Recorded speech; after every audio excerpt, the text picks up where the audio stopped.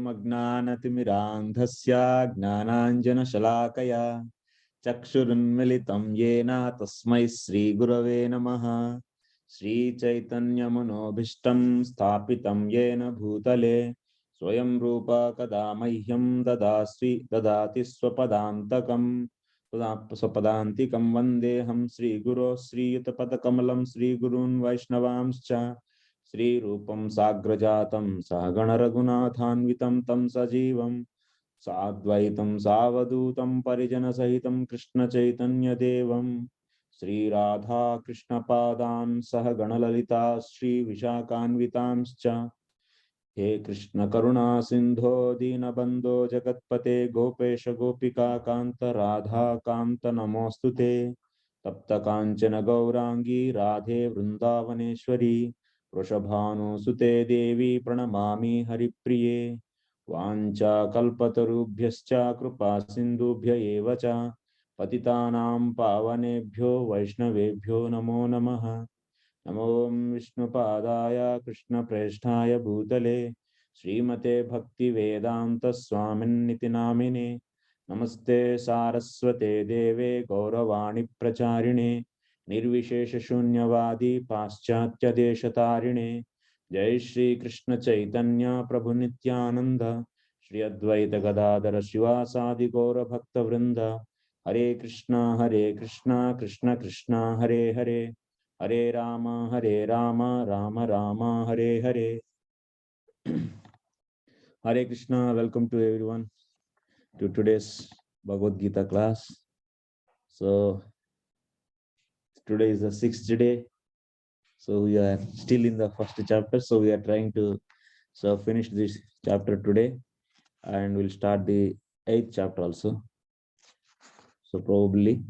So we have another 6 slokas pending in this. 6 or 7. How many? I think 7 slokas. From 24th onwards, we have to read. So till here, so what Krishna was saying. So finally, so he was telling about the demigod worship. So generally, yeah, people go to the demigods. So they are not fully intelligent enough.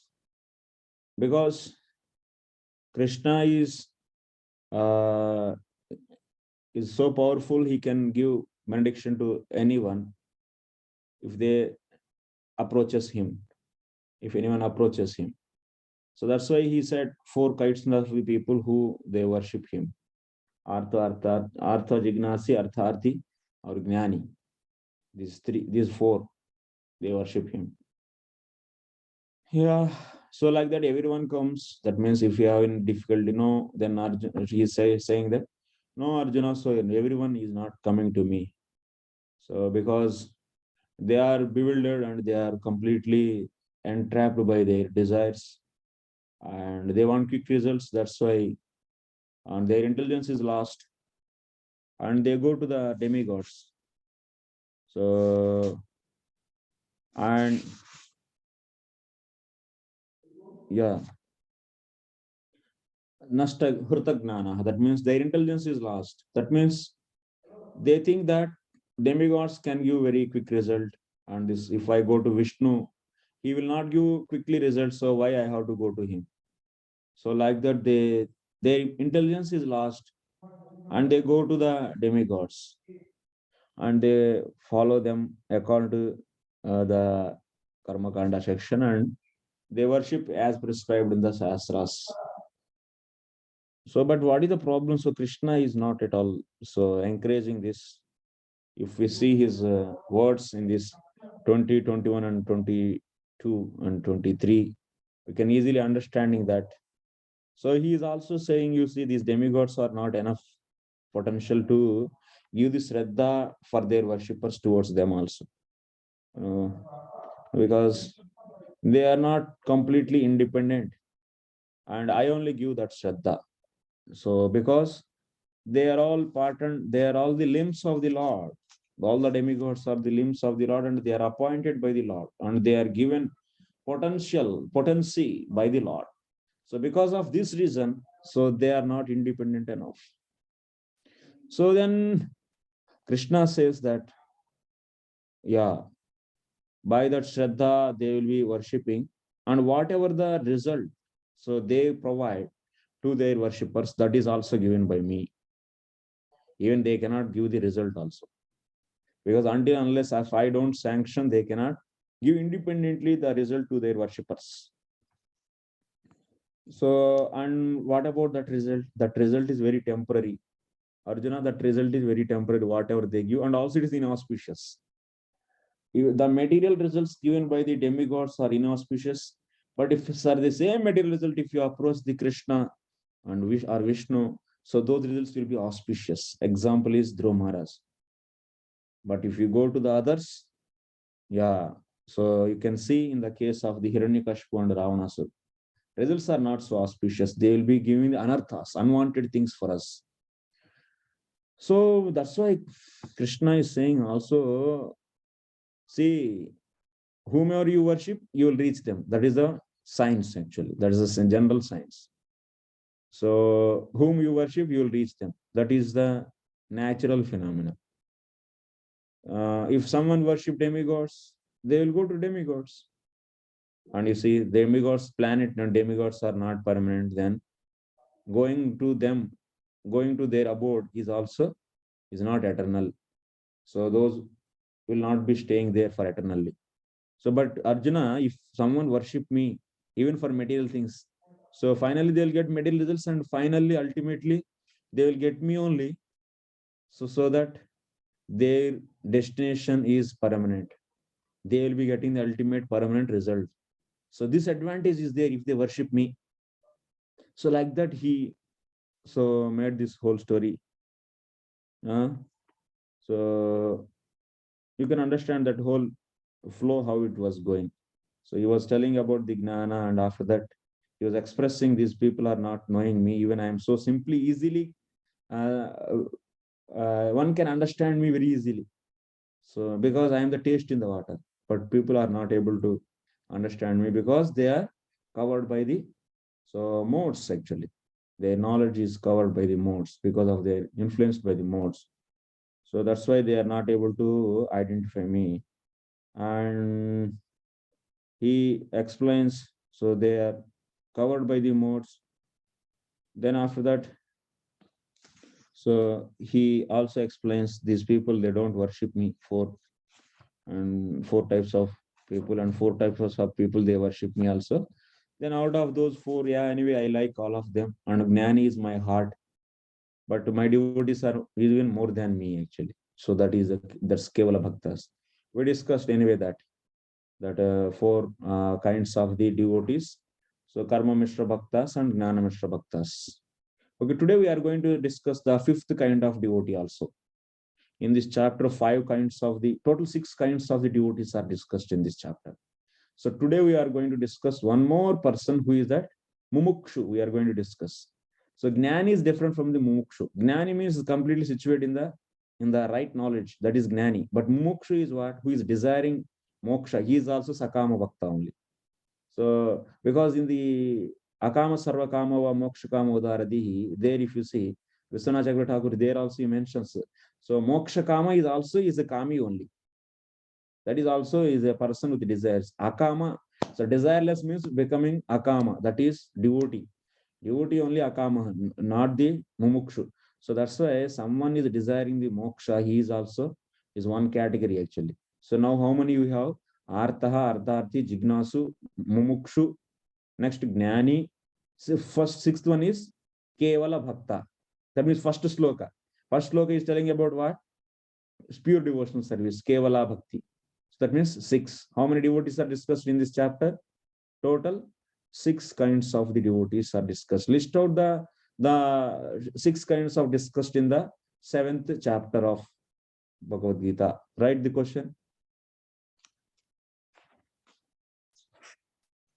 Because hearing is good, but we'll forget. You will forget. That's why write the question and also write the answer. Keep with you. It will be useful for writing in exam. Exam also it can be asked. Prabhu, please repeat the question. I list out the six kinds of the devotees discussed in the 7th chapter.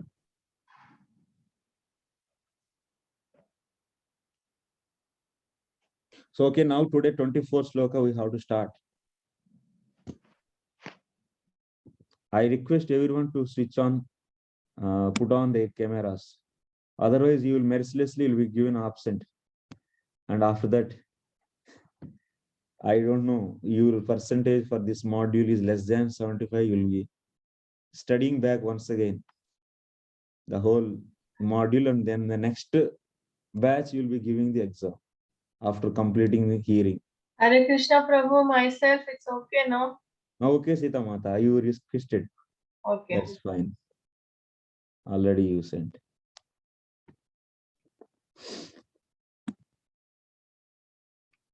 Only one Mataji asked permission, others they didn't ask. So others they have to put on their cameras. I'm starting, Prabhu. Just 1 minute, I'm starting. Yes. Hare Krishna Prabhuji, this is Shanagati Devidasi. It's my kid's nap time, so my light is off. Okay, My camera is Mataji. I off. can understand your case is okay. Thank you. Now they should not reply to me. They have to send before that itself. So now otherwise class time will be wasted. Don't explain to me, please. Okay, now sloka I am reading.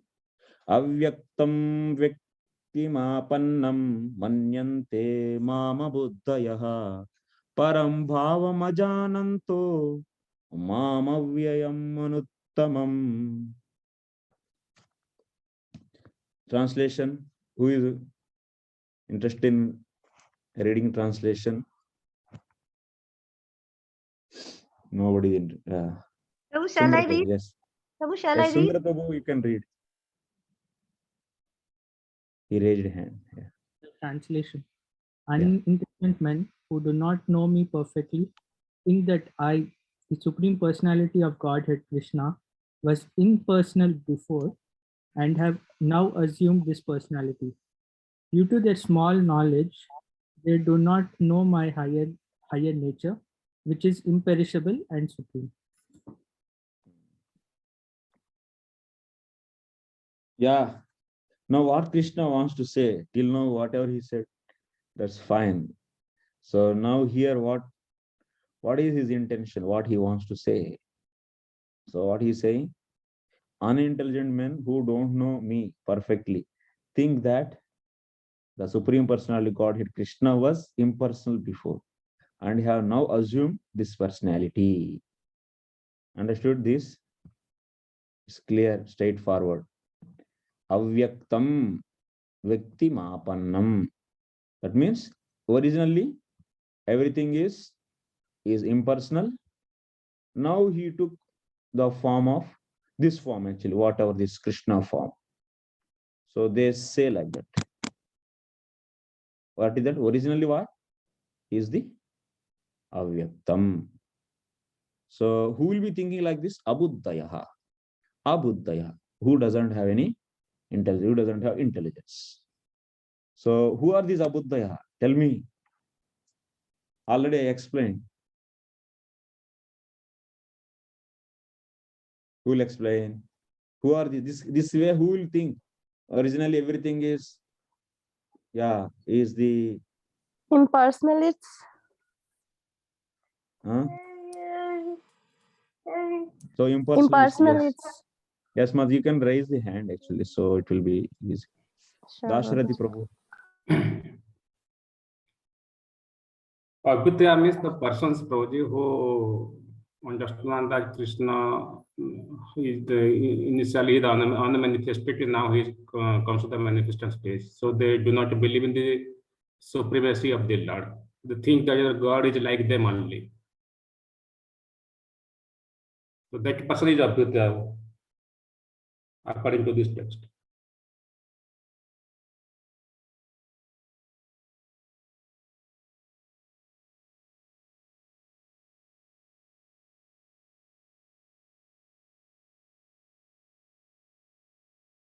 Krishna.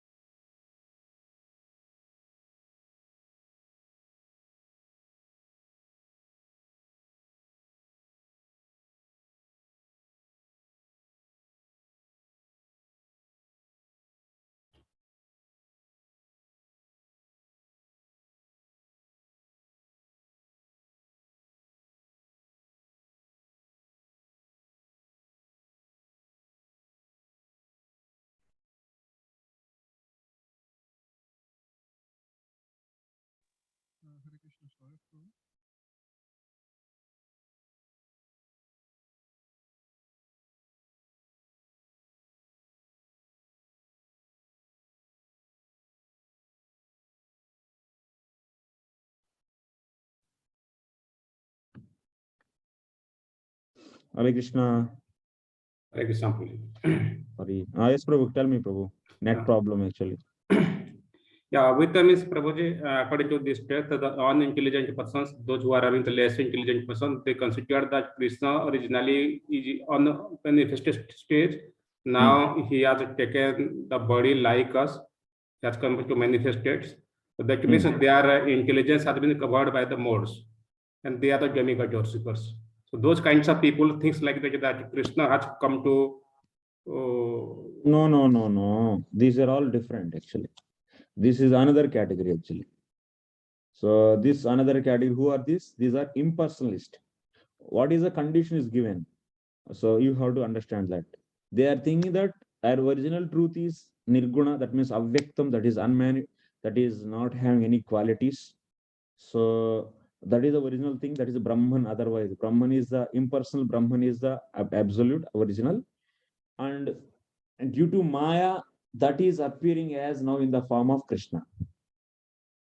Okay, So Brahmavadi, that means Brahman. not Brahmavadis. Brahmavadis are not this case. This is the Mayavadis, or the impersonal, Advaitavadis, or impersonalist. You can take. These are the case you have to take here. Okay. Okay. Brahmavadis are different, and Mayavadis are different. So Mayavadis, what they think? Brahman is only the original truth, and it is reflecting on the Maya, and that is nothing but the Ishvara, that is Krishna. So they understand like this. So that is the matching here, the what Krishna is saying. So that's why here in this sloka, whom he is addressing, Krishna is addressing Mayavadis. Okay. It is like that principle that you are telling Maya, when the Brahman is reflecting the Antakarana. Yeah, that is the point you have to say. Yeah. Yes, Shamapriya Mataji. Well, I wanted to answer that question, but you didn't give the chance to answer. Yes, Mataji, because you, before you, some other, they raised the hand. Next time you should be active and first raise the hand. Okay. First come, first serve.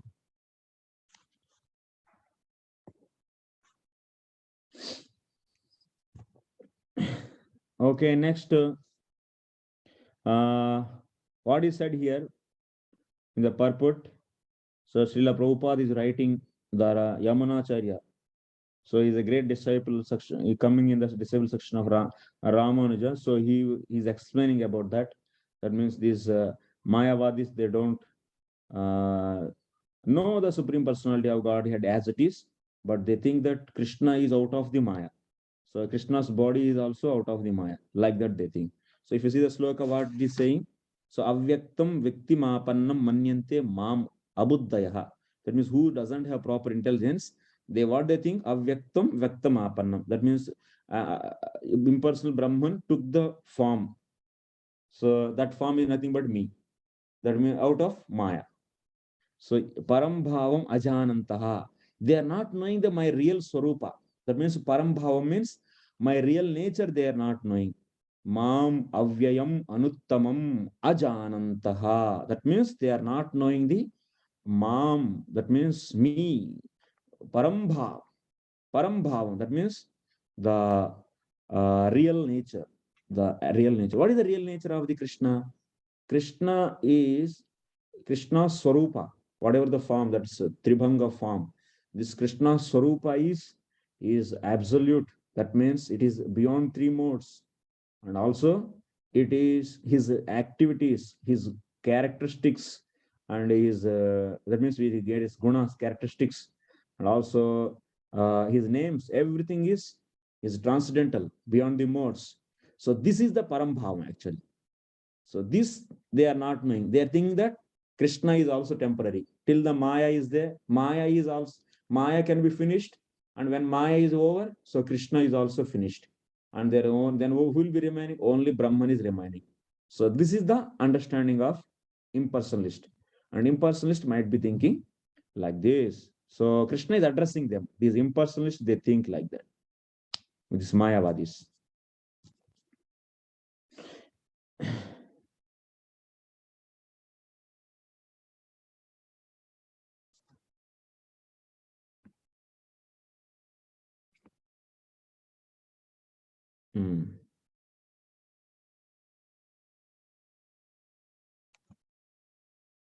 So that is the meaning actually. Till now he said these Devata worshippers of Devatas, anyway, they are less intelligent people, okay, leave. And even some people, they read all the Vedas and Upanishads and they'll be coming to the conclusion that Krishna's form is not transcendental. It is out of Maya. It is nothing but reflection on the Maya of the Brahman. And only original truth is Brahman. That's the impersonal truth. So when Krishna is temporary, it's like that they think what I should say. So like this, Krishna is expressing Athapite. Even Brahmaji is also saying in the 10th canto, 14th chapter, 29th. Atapite deva padambuja dvaya prasadaleshana gruhita yevahi janati tattvam bhagavan mahimno nachanye kopi chiram vichinvan.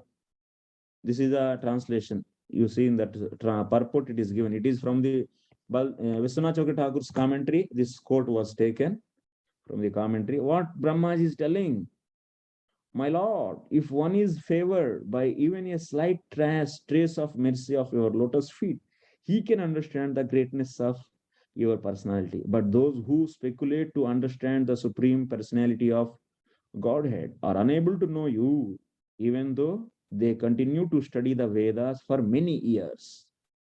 If one study the Vedas many thousands of years, still they never come to know about Krishna.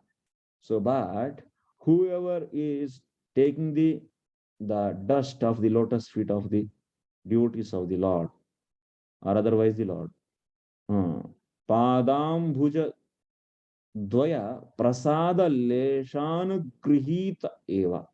This is an important point in this. So that means who will be knowing the Krishna? So those. So if one is favored by even a slight trace of the mercy of your lotus feet, he can understand the greatness of your personality. They can understand the Krishna is transcendental, his form is transcendental, his activities are transcendental, his name is transcendental. That is the truth actually. Otherwise, everyone is thinking simply Krishna is also a human being like us, but it's simply some little bit, some strong, that means more powerful human being.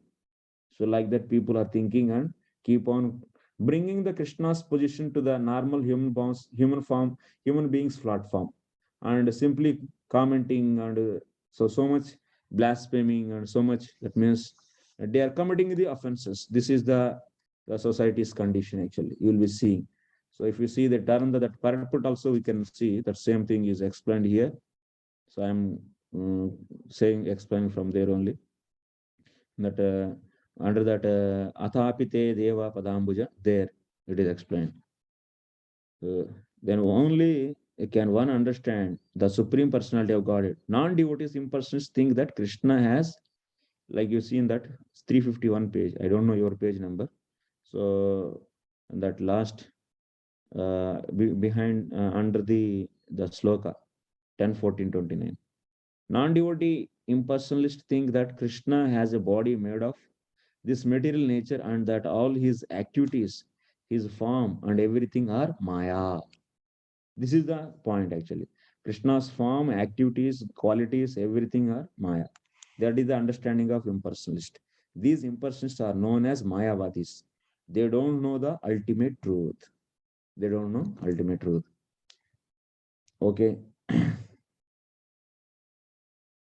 So now Prabhupada is saying in the next paragraph, that means last but one paragraph for this sloka, the 20th verse clearly states, kamais tais tair hritagnanah prapadyantenya devataha.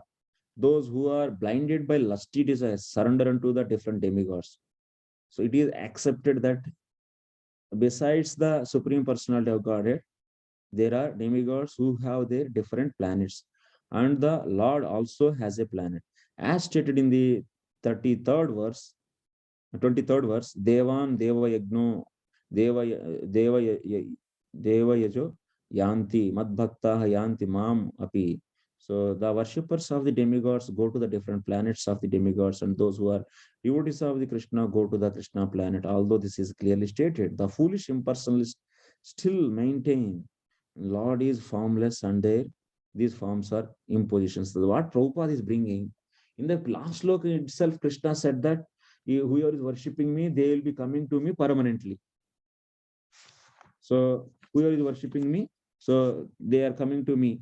He is saying that, and but still people think that Lord is here impersonal. So that is the problem actually. Wherever Krishna is there, they always replace Krishna with the. So Krishna is nothing but the impersonal Brahman only.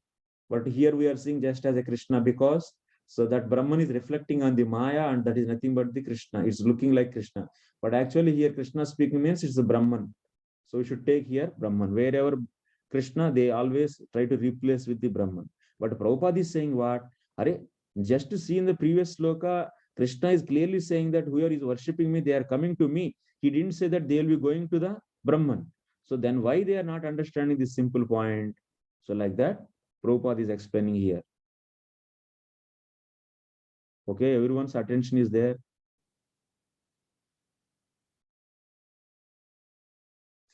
Okay, next. So that means here, Krishna is clearly explaining his heart.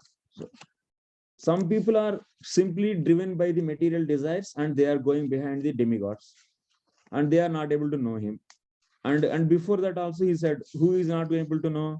That means before the, that means Daivi Heshu Gunami before that. That means the 13th sloka. Tribihi Guna Mayahi Bhavaihi Ebi Sarvamidam Jagat Mohitam. So whoever is bewildered by three modes, so they will be not knowing me. And here also is saying, so some people they think that they read the Vedas in this now.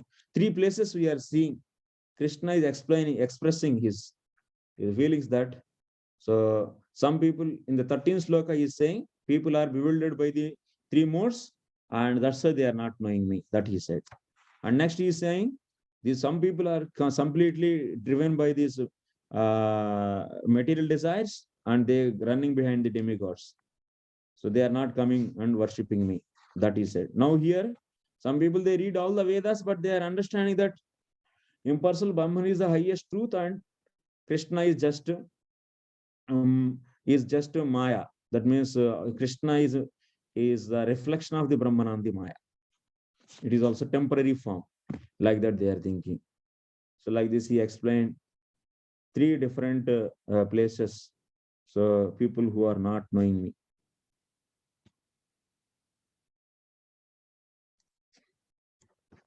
And also he is explaining in the next sloka also. Because what is the point is in this whole chapter he is mentioning, hey, see Arjuna, so I am the taste in the water, I am the smell in the earth. Like that he explained his opulence.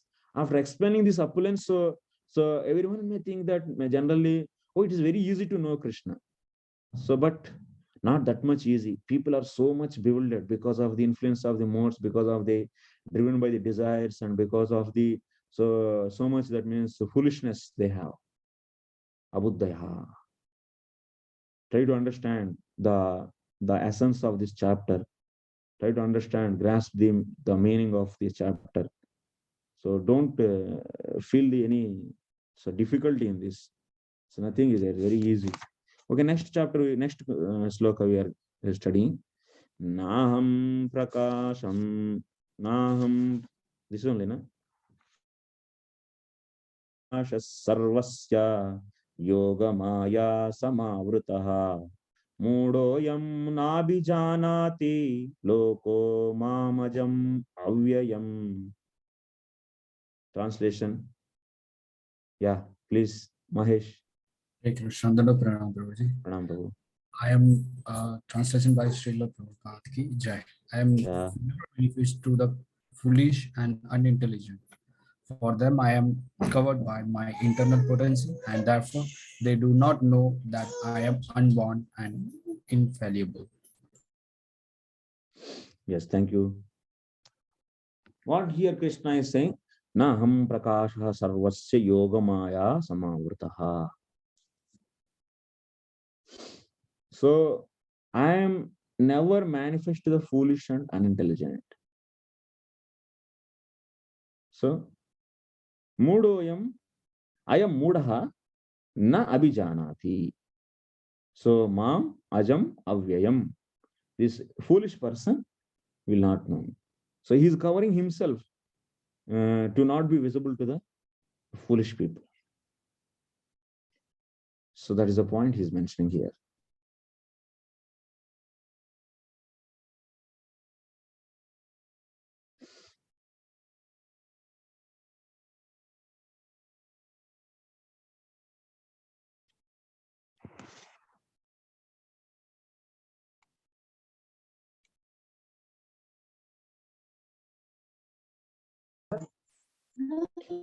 Write the questions from the last sloka before explaining this. Explain the meaning of bhavam in the sloka 7.24. So can you repeat the question? Explain the meaning of bhavam in BG 7.24. Okay, next.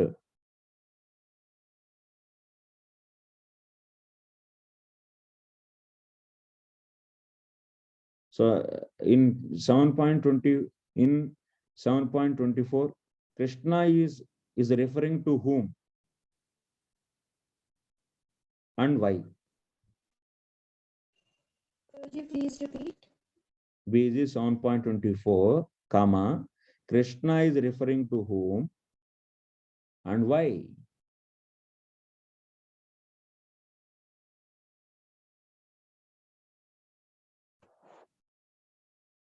Okay.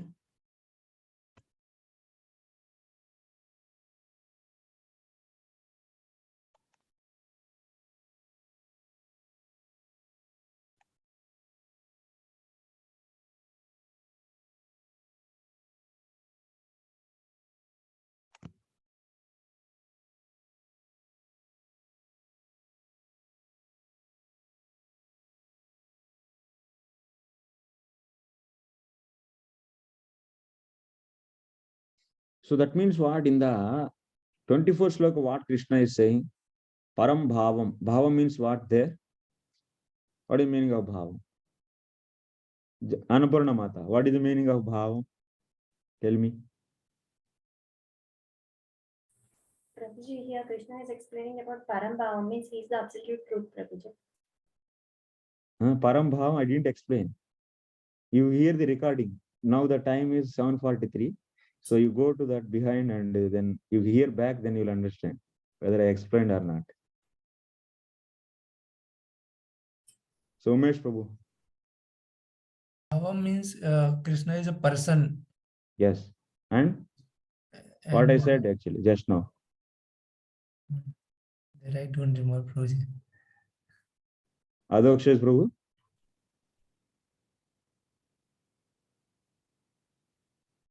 Bhava means what I said. Bhava means I think my higher nature or position. What is that?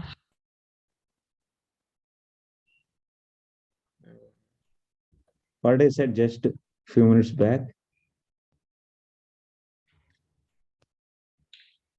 सुनते ही नहीं actually. हाँ, Dasradi Prabhu. Baba means Prabhuji, Krishna's real Swarupa. Real, Krishna is the Syam Sundar, Tribhanga Lalitam, and he has having his own attributes and characteristics. What I said there actually. That's to some extent you came. Mohan.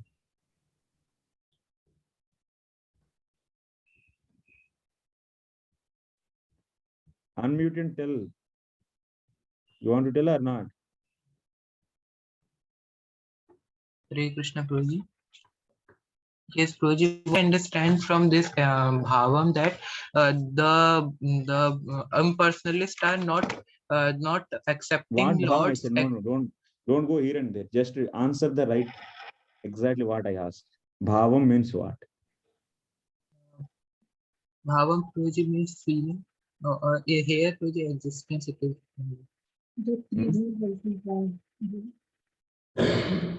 Adokshay Prabhu. Yes, Prabhuji. Prabhuji, his form is like beyond the modes of material nature, and his form, qualities, activities, everything is transcendental to the modes of material nature. Yeah, that is the point actually. Bhavam means his swarupa, his qualities, his actions, that means the leelas, all are transcendental. They are not out of the Maya. They are not inside the three modes. This is the meaning of bhav, param bhav. They are not knowing the param bhav means the real nature of the Lord. What is the real nature? Lord's swarupa is transcendental. It is beyond the three modes. His activities are the beyond the modes. His qualities are the beyond the modes. I repeated more than 3-4 times in the just previous section. That is the bhava.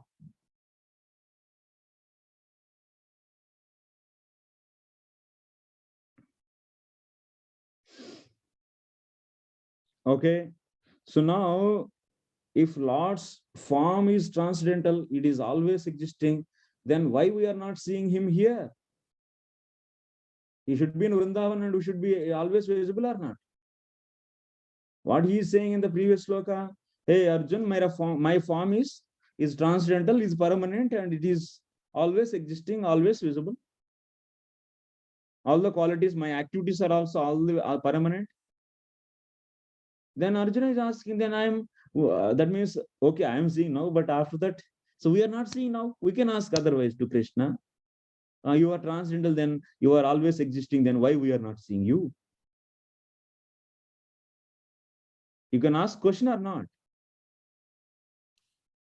If your nature is real and is permanent, then why you are not visible? Acha, okay. Then he is saying, Naham prakashah sarvasya yogamaya samavritaha. What is saying? I am never manifest to the foolish and unintelligent. Why we are not able to see? Because foolish and unintelligent. That's why. But he is always existing. Even in the Vrindavan, he is always existing. You can come and see. He is always existing, and he is always existing everywhere, actually. Everywhere he is existing. He is a Vibhu. So for them, I am covered by my internal potency, and therefore they don't know that I am unborn and infallible. You have to see the connection of the each sloka, one to and after. Okay.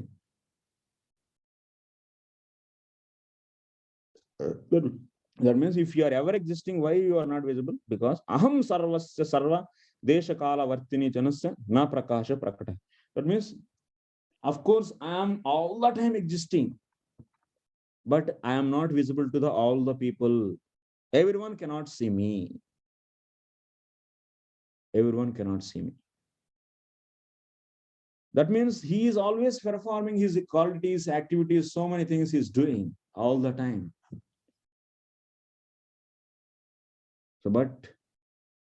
So kadachid keshuchid eva brahmandeshu. So he is performing his leelas in all the time. In this, there are millions of the brahmandas are there, and he is always performing his leelas in all these brahmandas. Sadaiva virajamanopi kadachideva keshuchideva brahmandesh kincha suryo yatha. So he is performing leelas in the different brahmandas, but still he is always existing. But so since our intelligence is covered by the Maya, so we are not able to see.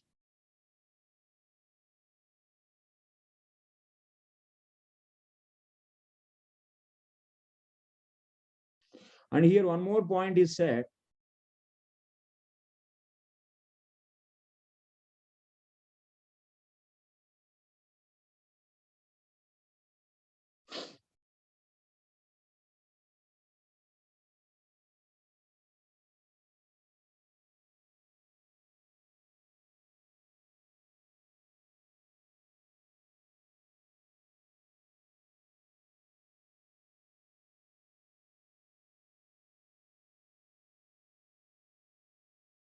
Okay, Krishna is in the form, that means you may not see Krishna in Bangalore, or you may not see Krishna in Hyderabad, but at least Krishna should be always visible in the Vrindavan. Na? So, because in his Dham, he will be always existing. So, if you come to the Mathura and Vrindavan, so he should be visible all the time. If his Swarupa is eternal, then why he is not visible in the Vrindavan? Still, many people, many times, I think many came to Vrindavan. So, anyone saw Krishna directly? You all didn't see. Why? Why we are not able to see? In the Dham, definitely, of course, he's not manifesting himself as it is like Krishna in other places, like in the Dwarika, in the Dwapara Yuga at that time. So whenever he performed Leelas at that time, so he was there. So, but at that time, he was not going to the different places. So we are not able to see. At that time also, now also he is not there. But at least he should be visible in the Dham. We should see him Dham. If he is a Nitya, what are you saying? I am Nitya and my Swarupa is eternal and my activities also eternal. Then his activities are eternal, then he should be visible now, na, here, in Vrindavan at least. So we can ask this question to Krishna. Then what Krishna is saying, okay, I am always existing there, but he is giving an example and explaining. Example is what? So you all know the cosmology, might be, I think. Sumeru Parvata will be there, and the Surya is just is circumlating around that Sumeru. So like that, this is, if you take this as a Sumeru Parvat, and sun is rotating, earth is not rotating actually, sun only is rotating. So like this, it's a helical shape, he rotates. So wherever, that means when sun rotates, so around the Sumeru, so backside, that means Sumeru, we are not able to see the sun, because that is Surya is, sun is covered by the Sumeru. The same way, so he is in his abode. He is in abode, that means in Vrindavan he is always existing, but he is not visible to everyone. So what is the reason? Yogamaya eva sada vartate ityata tadavrutah krishnarkah sada na drishyate kintu kadachideva so samana sarvam anavadyam. So that's why even in this Vrindavan Dham, he is not visible all the time, because he is covering himself by the Yogamaya. Why we are not able to see Krishna in the Vrindavan now? Because he is covering himself with the Yogamaya.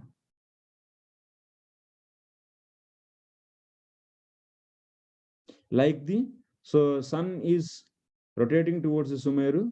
So, but Sumeru is backside to Sumeru, you cannot see the sun, because Sumeru is covering the sun. The example, that is. Why we are not able to see Krishna in this Goloka now, in the Vrindavan? Because he is covering himself with the Yogamaya. Okay. Ataha Mudaha Lokaha Mam Syam Sundarakaram Vasudeva Atmajam Api Ajam Avyayam Mayika Janmadi Shunyam Nabi Chanati. That's why. So people are not able to see. People are coming, but they are not able to see the Krishna. That is the point he is explaining in this sloka. Understand this sloka meaning is what? Why Krishna is not visible in the Golok, Vrindavan, Mathura now? Because in the previous sloka he said his form is eternal and his activities are eternal. So then why he is not ever is visible now? Because he is covering himself with the Yogamaya. That is the understanding.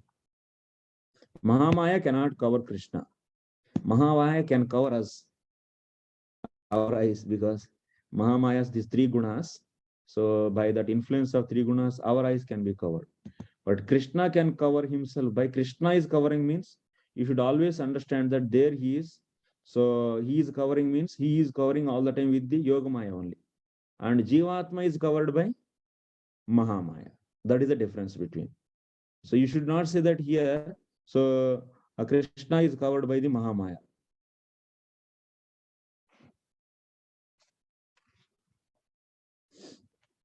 Okay, next, if we see the purport,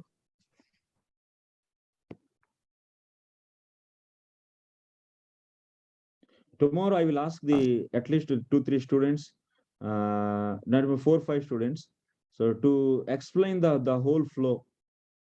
That means the way we discussed in the class. So from the beginning to the ending. So 2 times I will make you to revise. So let us see, prepare for that. So you should explain in a natural language and very easy and understandable language. Don't make it is so much difficult. And Bhagavad Gita, by hearing from you, so the people should not run away. Bhagavad Gita is so difficult and it is horrible subject. I should not study at all next time. So that kind of explanation we don't want. So explain that very easily and very easy understandable to even a new people, this whole chapter. So like that, let us see who will try and do that. Who wants to do that? Raise the hands now. I'll take the names. So at least one, Samapriya Mataji. So 2, fast. Sundar Nitai Prabhu. So Adoksha, Saro, note the names. Yes, Prabhuji, I'm noting. Yes, Dasarathi Prabhu. And else, we want at least 10 slokas, one like that, 2 times, so six devotees we want. Who else?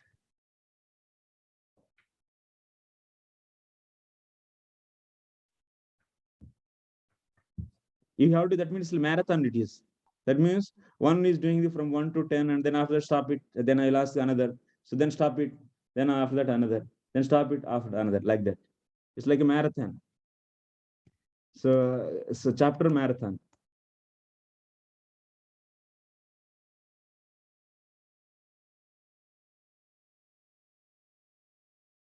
Okay, only 3 devotees, 4 Archana Bhakti Mataji, 5 Adokshas. At least another 5 we want. Quickly. Otherwise, I will take the names. And who else? Take Annapurna Mataji's name.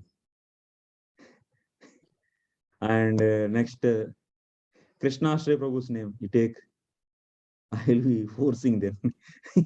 Yes, next, Punya Shlok Prabhu's name you take. And next, Sita Mata's health is not good. Okay. Vanshi Mataji's name. You should prepare and tell. And Maheshwaran. Okay, how many? 10. Yes, Prabhuji. 10. Okay. Tomorrow I will ask the marathon. Quickly, just within 15 minutes, you should cover this total chapter. Prepare for such a way. You hear otherwise lectures also. Once again, the way how it is told actually. It should go free. If you want, you can refer the Vishwanath Chakravarti Thakur commentary. Then it will be easy also for you. I am giving hint also. Okay, next, like this, Krishna is covering himself. Because why Adokshaj is asking why is in the abode also he is covering himself by the Yogamaya? Because he doesn't want to show himself to the unintelligent people. So who is coming to this Vrindavan?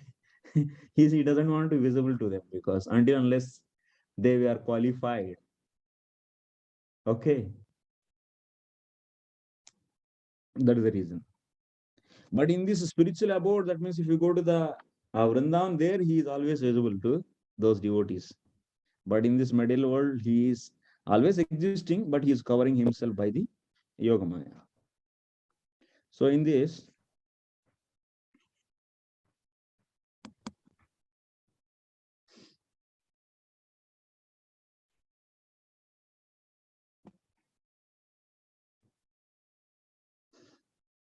in the second paragraph, in the prayers of Kunti Maharani, we are seeing that he said that the Lord is covered by the curtain of Yogamaya, and thus ordinary people cannot understand him. This Yogamaya curtain is also confirmed in the Ishopanishad. So in the mantra 15, Hiranymayena Patrena Satya Satyasyapihitam Mukham Tattvam Pushnan Apavrunan Satya Dharmaya Drishtaye. So, oh my Lord, you are the maintainer of the entire universe, and devotional service to you is the highest religious principle. Therefore, I pray that you will also maintain me. Your transcendental form is covered by the Yoga Maya. So this is the point actually. Okay, this is the only the just another reference he's giving. Last paragraph also in the Srimad Bhagavatam there is this prayers by the Brahma. So in this Brahmaji also, in the last slok also he pray, we have seen Brahmaji's prayers, and this here also. O Supreme Personality of Godhead, O Super Soul, O Master of the All Mystery, who can calculate your potency and pastime in this world? You are always expanding your internal potency, and therefore no one can understand you. So learned scientists and learned scholars can examine the atomic constitution. Actually, if you see here exactly what Krishna Brahmaji is saying, understanding the Krishna completely or getting the knowledge about the Krishna completely is impossible. That's the point he is saying here. So if you see Brahman, getting the complete understanding of Brahman is easy, is possible, but is possible actually. But getting the complete gnanam about the personal form Krishna is impossible, and realizing the Brahman is very difficult, but realizing the Krishna is very easy. You are understanding this point what I said? Prabhuji, can you repeat that point? Like Brahman is there, Krishna is there. That means it's nirguna form, saguna form. Okay, so you can complete understanding of Brahman is possible, but complete understanding of or the complete gnanam about the complete knowledge about the Krishna is impossible. Knowledge, complete knowledge about the Krishna, because he is having the infinite qualities, and knowing that is impossible for the jiva. Even he himself doesn't know, then what to speak of jiva? So that is the point. And next, Brahman realization is very difficult. Realizing that Brahman is difficult. The process of realizing the Brahman is very difficult, but the process of realizing the Krishna is very easy. That is bhakti. Here, this is nirguna pasana is very difficult. Okay, that is the thing Brahmaji was explaining there. Just I am giving the additional point now. We will be going to the next sloka.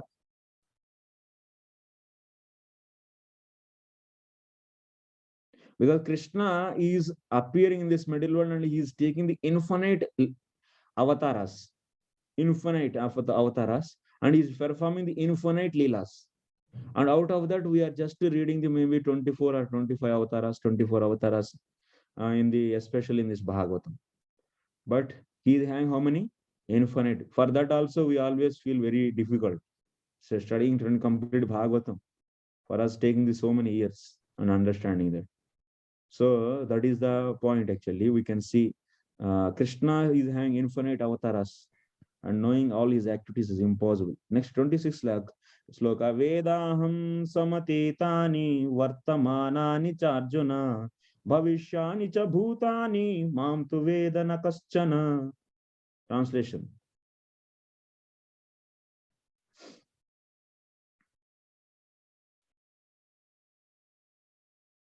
Yeah, Mahesh.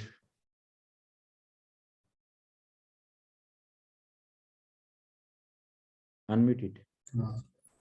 O Arjuna, as the Supreme Personality of Godhead, I know everything that has happened in the past, all that is happening in the present, and all things that are yet to come.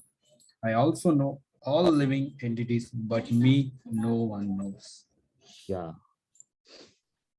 He is knowing the living entities which were in past, which are in present, which will be in future. All the samasta bhutani. Aham Veda, that means I know. Samatitani means who are in the past. Vartamana means who are in the present. So Bhavishya means who will be in the future. All living entities I will know. But Nakaschana Veda Mam, but no one knows me. So see how mercifully he is telling about his secrets to all of us, making Krishna as medium. So making Arjuna as medium. Huh? So this is the wonderful thing. Krishna is revealing so many facts. But people are not able to understand these slokas as it is directly, as explained by the Srila Prabhupada, and making this so much secondary meanings to this, giving the Gauna Artha and making it so much complex and completely so bewildered actually. But otherwise, what is there? Even any simple, it's a very simple language. Aham Veda, that means I know, I know. So I know the past, present, future, all the living entities in the past, present, and future. But no one knows me. And he also said, I am covering myself by the Yoga Maya. But they will be saying that, oh, you see, so he's covering the Yoga Maya means, so he's originally Brahman. And here now covered by the Yoga Maya, that is Krishna. The Advaitins, they make that kind of interpretation for the last loka. What they say, what he said, I covered myself by the Yoga Maya, he said. So then they will be saying that, oh, so that is, he is originally Brahman, that is Brahman, and he is covering by the Yoga Maya now. Then he is appearing as now this form. This is really not real form. So like that, they always take the another meaning.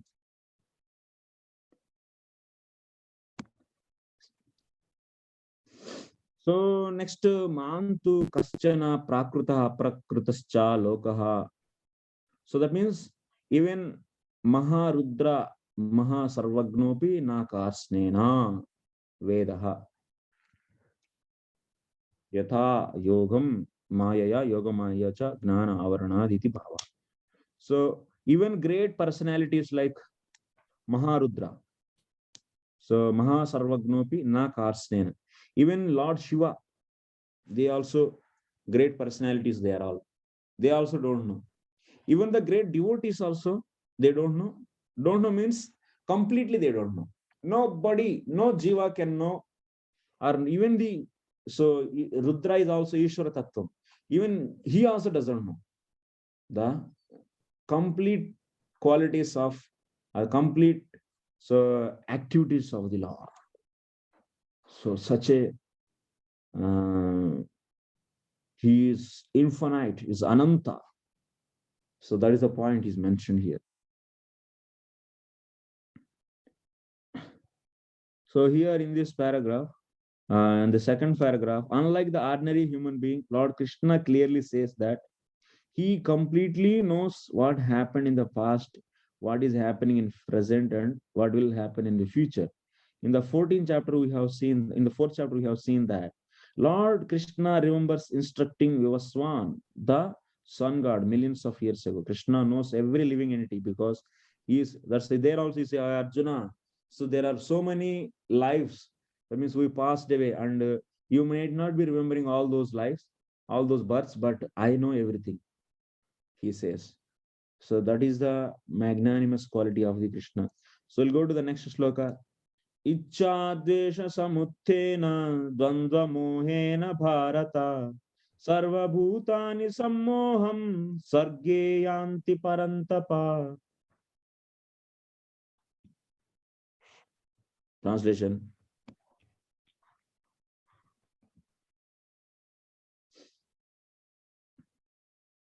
Mohan.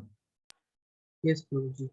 Translation is Shri Prabhupada ki Jai. O scion of Bharat, O conqueror of the foe, all living entities are born into delusion, bewildered by dualities arising from desire and hate.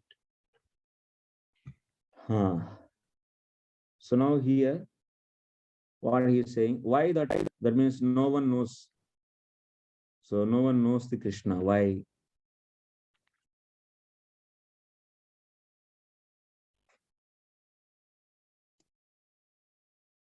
So these living entities, they don't know. From when onwards, they were not knowing. Sarge, that means from the beginning of the creation, they don't know. Tan Mayaya Jiva Kadarabhya. That means Jivatmas are being bewildered by the Maya. So from the beginning of the creation itself, they are not knowing. So what is the reason? Why they are not knowing the Krishna? Because they are all bewildered by the, the dvandvas. So, mohena sammoham. That means delusion created by the dvandvas. So that dvandvas are arising by the desire and hatred. Desire and hatred. So desire or hate. So because desire and hate are the cause for the dvandva, and that dvandva is creating the delusion, and because of that delusion, so Jivatma is not able to know the Krishna from the beginning of the creation. So this is the meaning of this sloka. How to understand this sloka is clear. From where you should start? From the beginning. That means from the beginning means starting. Jagat Srishti Arambha Kale. When this creation is started, so from that time onwards, all the jivas are bewildered. So all the jivas are bewildered. That means when Karanano Sai Vishnu glances and all the jivas are entered into the Prakriti, and after that they are manifesting. They are manifesting into, that means by the help of the Brahmaji. So they are manifesting into the body. They are getting the bodies actually. Manifesting means they are getting the bodies. From that beginning of that itself, they are not knowing the Krishna. From the beginning. That is the beginning actually. Jivas are started getting the bodies. From the beginning, they are not knowing. Because why they are not able to know Krishna? Because already Jivatma is having the previous karma, and then that karma. So because of that karma, what is happening? These Jivatmas are getting the desire and hate towards the objects. So that means some objects which are favorable to the senses. So then Jivatma is started desiring those. Like someone, like the some eatable, like the meat. Someone may like to eat meat. Then for him, meat is because he is indriyanam anukule vishay. That means, so he can gratify his senses by that. Or someone is desire to eat the some rasgulla or something. So then that is favorable to his senses, because why he is getting that kind of favorable towards that object? Because he is having the vasanas in him. Those vasanas are nothing but the accumulation of his karma from the previous in the previous creation actually. So he did so many activities, and because of those activities he accumulated some karma, and that karma, because of that accumulated karma, so he is developing some desires, and based upon that desire, so he will be getting the interest towards some objects. So then he will be developing some kind of desire towards some objects, and some objects, so he is hating them because he feels that these objects are not favorable to me. Some people may don't like, so baigun sabji, so example, he doesn't like because he developed such a samskaras, such a, so in him, and then he started hating that. So then by seeing that, he'll be getting the hate. That means like this, in this material world, few objects for the senses are desirable and some are so hateable. So like this, this whole universe for him is dvandva. It is becoming the dvandva. Whole creation is becoming the dvandva. That means in this whole prakriti, so he will be liking some objects and not liking the some objects. Okay, everyone is, that's why everyone is getting the, so I like this, I like that, I don't like this, I don't like that. These are all because of previous karma. And this is nothing but the dvandva. Some people, they say, oh, I like chill cold. And some people say, oh, I don't like. And some people they say, I like hot summer. And some people say that I don't like hot summer. So it's just because of his previous karma. This is developed actually. For him, so who is liking cold, for him, cold place is very desirable. And that is a cause for pain, so for pleasure. And someone they don't like, then same person for him heart is painful. So that means he is developing the dvandva. That means dualities. These are all the dualities.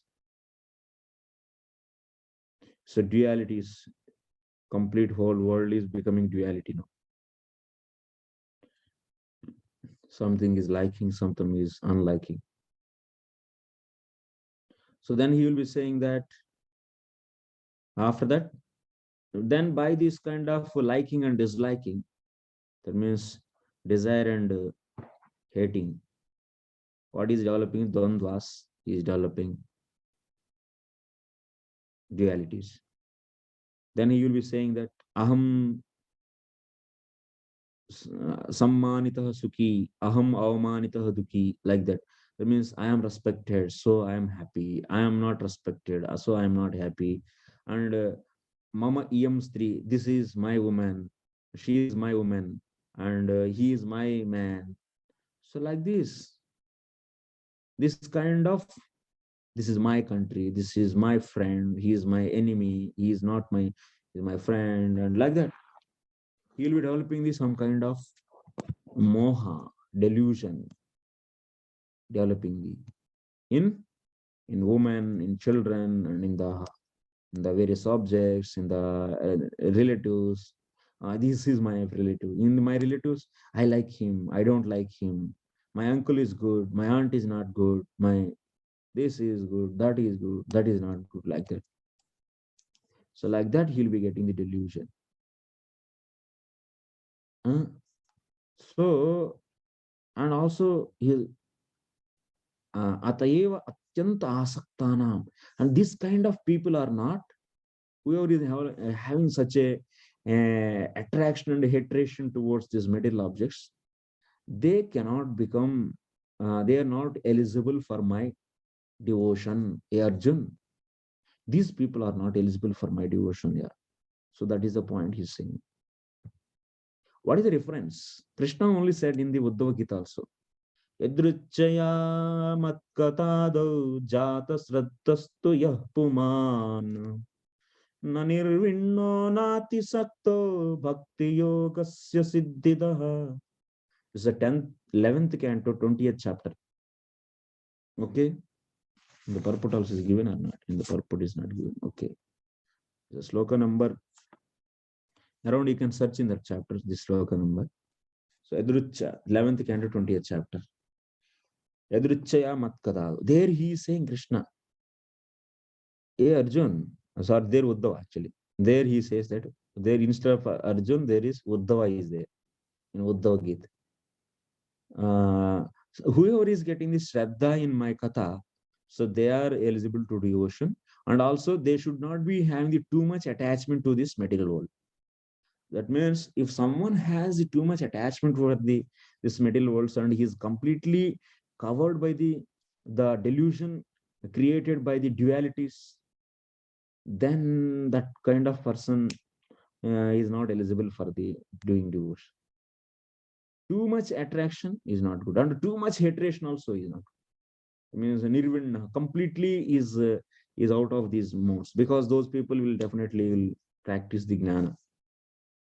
They will be becoming the gnani only. They will be liking to that.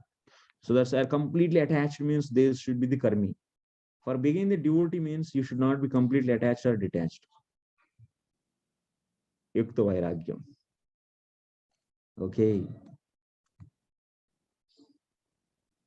So that's why here Krishna is saying the same point, what he's told to the Uddhava also there, the same thing.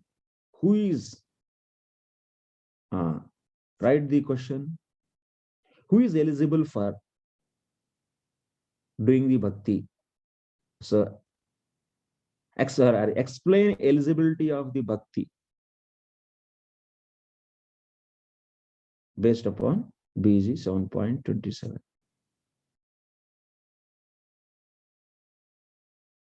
No, who is not eligible, you write.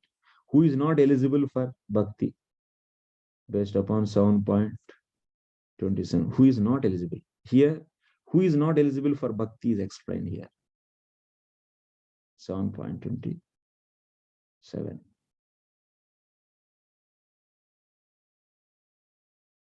Punyashlok Prabhu. Prabhuji, just very quickly, I'll summarize and ask the question. So in the beginning, we are because since time immemorial, because of ignorance, then we take birth, we get these. Because we get these bodies, then we are into this material world under the modes of material nature. We like something, we don't like the things. Yeah. And that's how we basically get entangled in hate and desire. Yes. But at the end, when you said if someone is entangled in this, then one is not eligible to do bhakti. But in that case, we are all, I am entangled in this hate and desire. So that means we are not eligible to do the bhakti. Like to what extent? Because we all, all the materials, all the souls in the material world are conditioned to some extent, or they are conditioned at different levels. So how is that? How does that ineligibility? Yeah. So here ineligibility, why is if you see, na nirvinno nati sakto. That means if someone is having the too much attraction for this material world. So too much attraction means then for him accepting devotion is very difficult. So that is a point here Krishna is explaining. Until unless there is a mercy of the great devotees, special mercy. So he has to destroy that attachment. That means that is due to some anarthas. So then only that devotee can take up. Otherwise, what will happen? Next sloka is saying, then esham tu antagatam papam jananam punya karmanam. So as much as one day perform the pious activities, when they perform those pious activities, and the influence of the sinful activities is reduced. And in that situation, if they get the association of sadhu sangha, then by that, so they can easily take up the devotion. So, but who are having this so too much attraction, definitely there is some offenses will be there behind that, because too much attraction, definitely offenses also will be there. Then in that case, just to association is not sufficient. There is a need of the special mercy of the devotees. Very special mercy. 2.44, Prabhu? 2.44, where it is in the minds of those who are too attached to sense enjoyment and material opulence, and who are bewildered by such things, the resolute determination for devotional service to the Supreme Lord does not take place. Yeah. Yes, Prabhu. Thank you.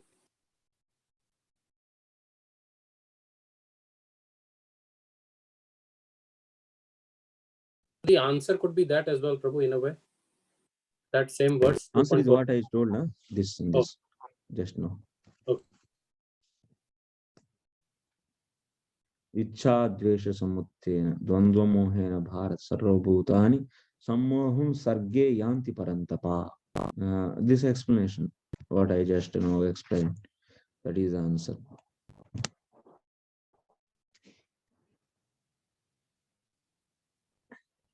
So the point is here. Generally, even a demons also, anyone can become devotee. For becoming devotee, Jivatma has to get the association, and by the mercy of the devotees, Jivatma in any condition, Jivatma is covered by the any kinds of the modes, or with any amount. Possibly they can become devotees by the special mercy of the devotees. That is the fact only. But what Krishna is saying, many people they get confusion. Here, this sloka and next sloka also I will read. Then I can explain very easily. Esham tu antagatam papam jananam punya karmanam Te dvandva moho vinirmukta, te dvandva moha nirmukta, bhajante mam drudavrata. Translation. Krishna Sri Prabhu.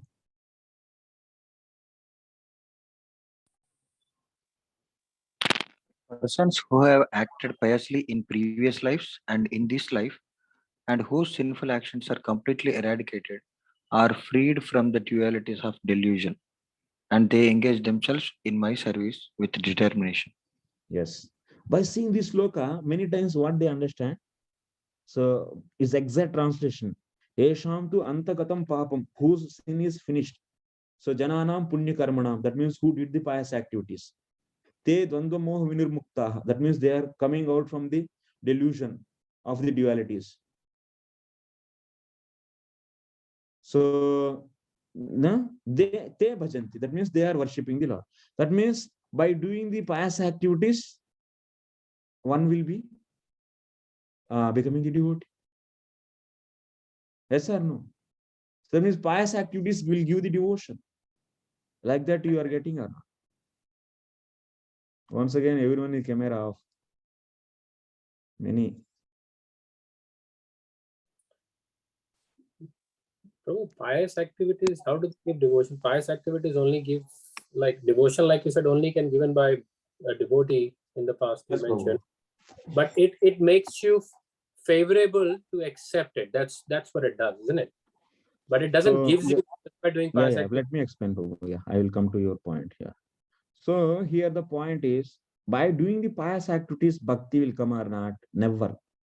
So pious activities means doing the activities in the Sattva. So those are known as pious activities. So pious activities, how they can bring out the bhakti? So that is a point here. Then why Krishna is saying like this?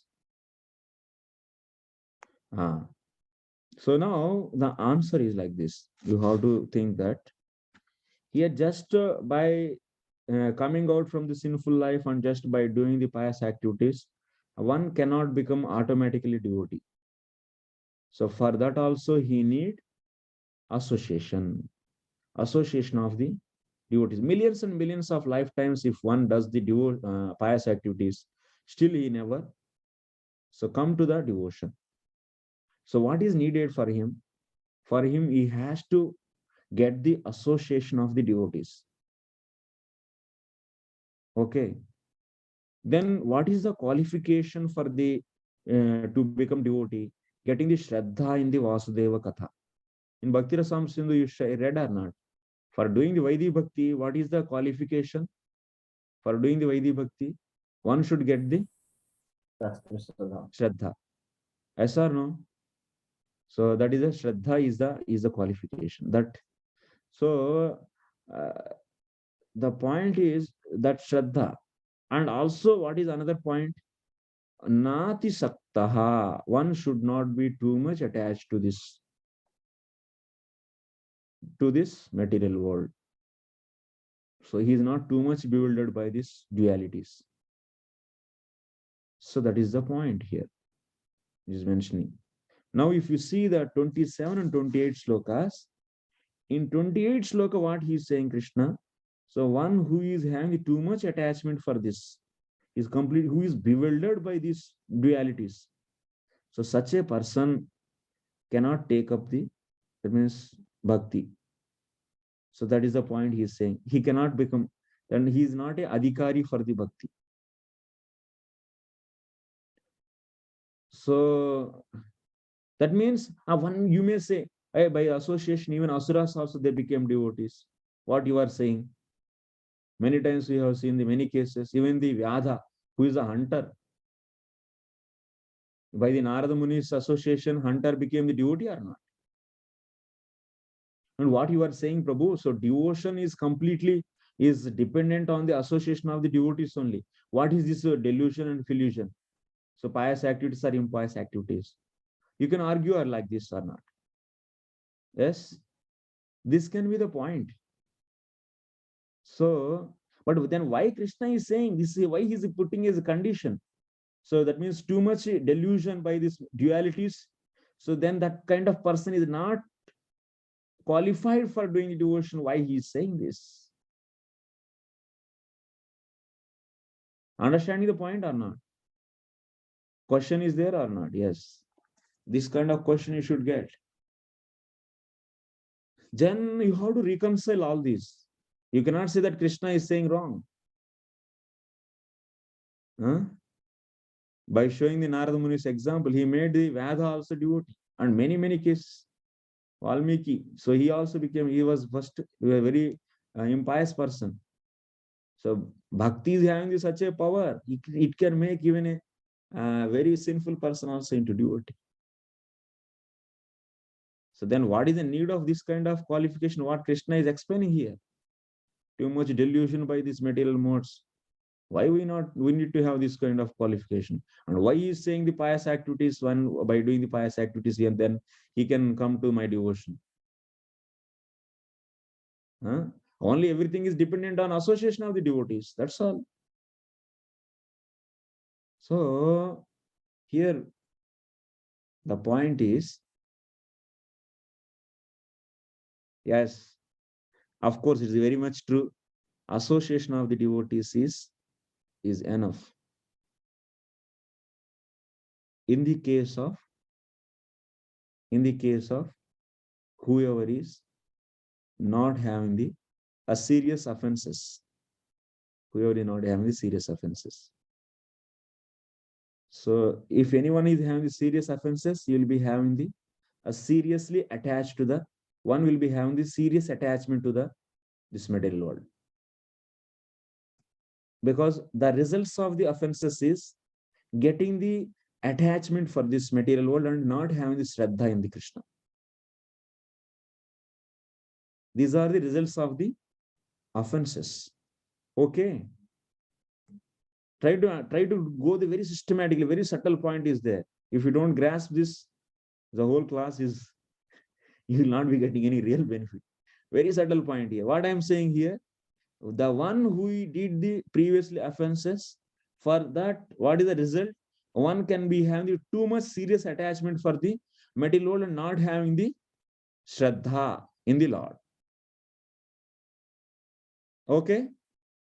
This is the symptoms of the offenses. Okay, now understood?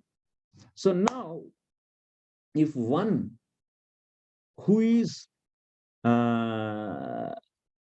if that kind of person is coming in the association of the devotee, can he become devotee immediately? He will not become devotee. He cannot become devotee.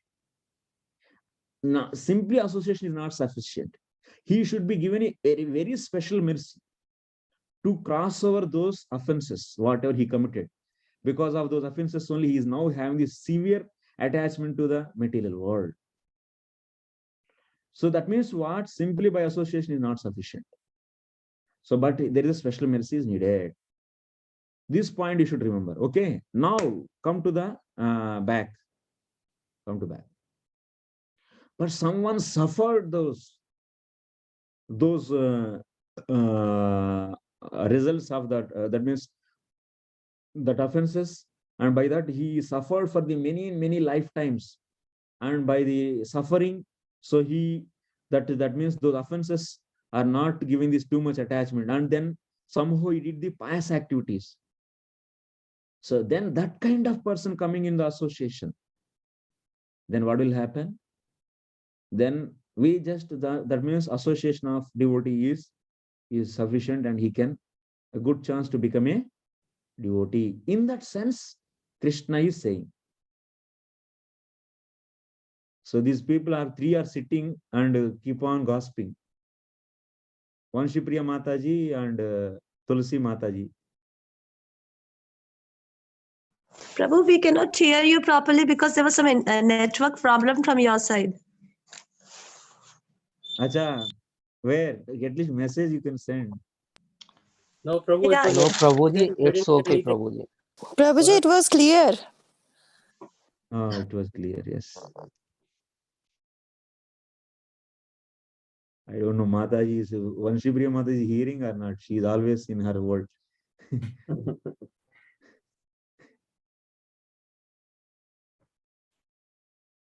Okay. So Prabhu, here you're saying it's both thing needs to be done. One is going through the result of the offenses, and second thing, doing pious activities at the same time over many lifetimes.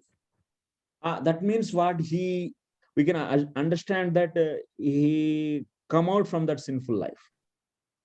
So the So both needs to happen simultaneously. That person is also going through his results and also performing pious activities. yeah, yeshantu antagatam papam punya karmana. Yes. So either he can do pious or the sinful in this middle world. This because without doing karma, no one will stay back. Here. Na jatu kshanam tishtat karma krut. So even 1 second also no will be remaining. So in this middle world, everyone is either doing the pious or impious. He's not doing the pious, impious means he'll be doing some pious. There's a duality. This world is duality. It's filled with the dualities. It's obvious. Okay, now I That hope means, Prabhuji, this punya is required to come in contact with the devotees. That a person gets into contact of a devotee, he Mataji, got what to I am have some saying, so accumulation of punya. what it means, so if one has previously very serious offenses, then that kind of person is having serious attachment, and at that time that association is not sufficient. So that's why Krishna in that sense he is saying, so that means who are too much attached to this middle world means he's having these severe offenses, and because of this only they have too much attachment, and that kind of people just by the association is not sufficient. And then when they get the suffering from those offenses by undergoing the suffering, and at the time, so by doing the pious activities, so those people can become devotees by the association of devotees. By the association of devotees default here in the both slokas. Okay, so Umesh Prabhu. Guruji, that means it can be concluded that like person who have severe offenses, so when they perform some pious activities, they get some shraddha, so they can believe on. That is not the understanding. So Shraddha they never get by their punya karma. They will be association only. But the effect of association will be active when there is when the power of the offenses reduced. The influence of the offenses is reduced. Okay. Offenses cannot be destroyed by the punya karma also. The influence of that offenses will be reduced by suffering, and by parallelly he'll be doing some pious activities. So the Agyata Sukriti also will help in this case, Prabhu, over time? There is no Agyata Sukriti at all. Agyata Sukriti is not at all a concept. Ajnana Sukriti is not. Everything starts from the Sadhu Sangha only.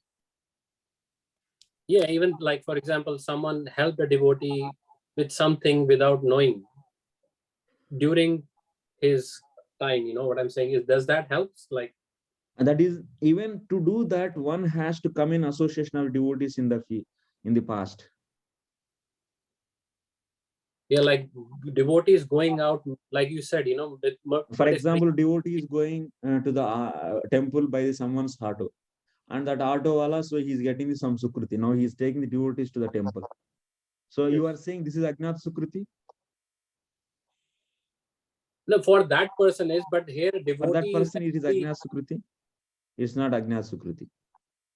Even he is engaged in that service, previously he was having the association. Otherwise, he will never come to that area also. So that means the same, the book distributors who go out to different houses, so they will only go to that, Krishna only sends them to that house where that person No, that is different. That is, the devotees are wanting, they have the that's the liberty to distribute the association. Yeah, that's what they I mean. have the liberty to meet the jivas and give their mercy. They have freedom. That is ahaitiki. Because when we go for Harinam, the people are hating, even they're sinful. But they here hate. the what auto wala, so they are not preaching, na, the sitting people. So you are Yes. saying why you are making Ajnata Sukriti? If they are preaching, then that is their own will. Devotees free will is working there. But devotees free will is not there, and someone is is becoming the instrument in the devotion means there is some previous association of the devotees. Okay. Otherwise, nothing in this whole world is random. That is the point we should remember. In this whole world, even a small ant is moving in the left right direction in this moment. It is also having the particular cause. Even a leaf is falling from a tree now in this moment, and wind is blowing from the east to west now. Why it is happening? It is not a random activity.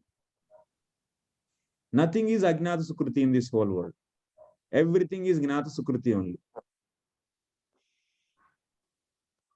So there is no everything is planned and organized and is having the particular cause. That is the Sarva Karana Karanam, that is Ishvara, Krishna. Causeless, nothing is so is random or chance.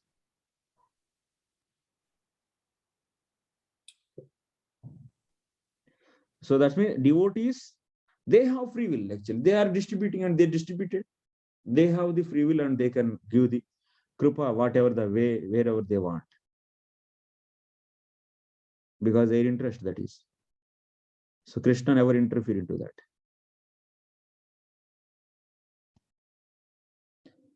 So that's why bhakti is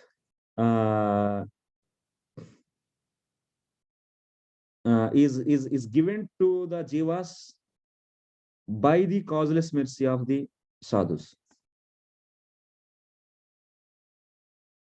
Like Ajamil chanted the Narayana's name. That means those at his son's Namakarana time. So Brahmanas gave the name Narayana to his son and Ajamila chanted that.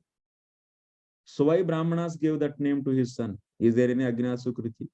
Agnya Sukriti means there is association of the Prabhupada writes there and also Acharya's writes. Somehow or other, somewhere he associated devotees. That's why he got that chance to give his son's name as Narayan. So that's why everything starts from the association of the devotees, the devotion. So that's why any jivatma, that association is working, those jivatmas who are not having the severe offenses. Otherwise, association plus special mercy is needed. But here Krishna is not considering the special mercy, just association. So simply association and one to become devotees, he should not be having the influence of the serious offenses. That is nothing but the attraction towards this material world. Attraction to the material world is the also effect of previously committed serious offenses. It cannot be also, it can be also, but it is a good chance. Someone may have normally also attraction, but if it can be also, serious offenses also can be the cause. So now you take that consideration, because Krishna is saying, then how to reconcile the Krishna statement? You cannot say that simply material goodness and material bad is the cause for the devotion and the non-devotion. You cannot say like that. So you have to justify this based upon the philosophical siddhanta. That's why we have to take this two conditions. So in the 27th sloka, what is that condition? Someone did the very seriously offenses and he got the material attraction.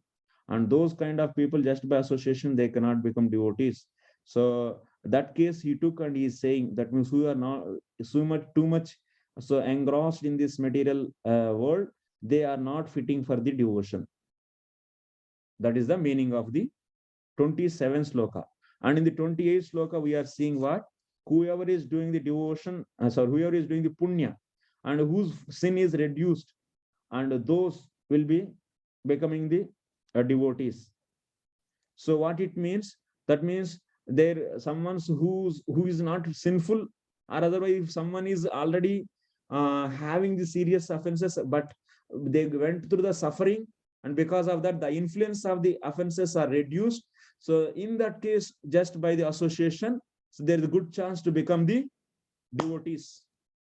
So that is the meaning of the second 28th sloka. That is the complete understanding. So Vaishnava Siddhanta is also balanced, and also the Krishna's words also justified. So now write the question, justify the sloka 27 and 28 based upon the Vaishnava Siddhanta, Gaudiya Siddhanta, Gaudiya Vaishnava Siddhanta. Prabhuji, can you repeat the question? Justify the sloka.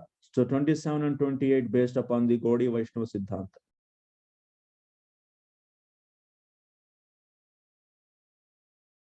So, okay, Rukmini Mohan Prabhu, please, question.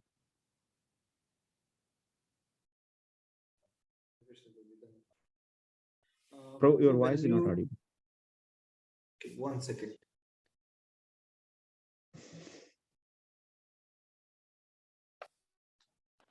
Is it audible now? Yes, Prabhu. Okay.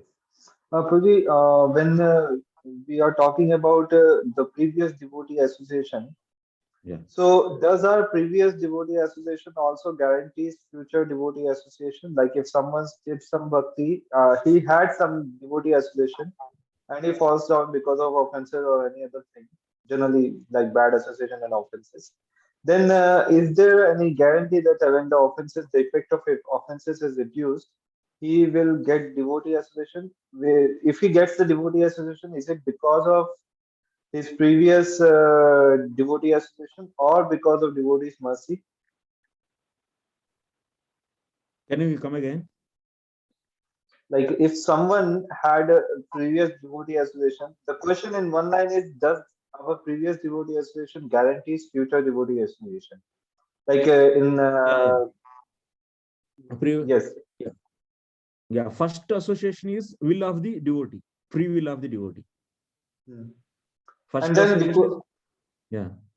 Because he if he gets one time devotee association, that is will of the devotee, then he leaves, then is there any guarantee that again he will get the devotee association? Is there any surety that he will definitely get in in the next life if he falls down in this life? Yeah. If I understanding your question clearly, so that means we want to say if someone got the previously association, okay, and is it guarantees that he will be getting the another devotee association? That Yeah, when Arjuna also asked the future destination, that is in like first 6 chapters. But when someone has started some bhakti, some bhajan kriya in the association of devotees, then and he leaves bhakti and goes out because of any reason. And then in next life, is it guaranteed that he will definitely get devotee association? Because yeah, human life we found that. Okay. Definitely. So then he will continue. Definitely he will get association, and definitely 100% the devotee will be uplifted, because whatever reason he left now, so that will Navai Jatu Jano. There Narada explains. That means definitely he will come back. Even one time if he hears the holy name, whatever the minute pleasure he enjoyed, so maybe it looks minute pleasure for him because of the severe offenses or whatever the sinful life, but still that will pull him. Okay. That effect will be there on him. That effect will be there. Thank you. So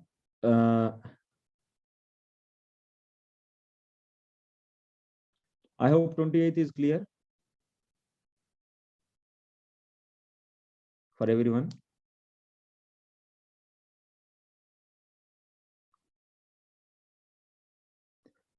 Krishna Shri Prabhu, yes. Yes, Prabhu, clear.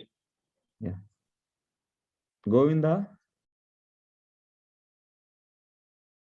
Govind Prabhu. You are sleeping. I see your sleeping time, I think.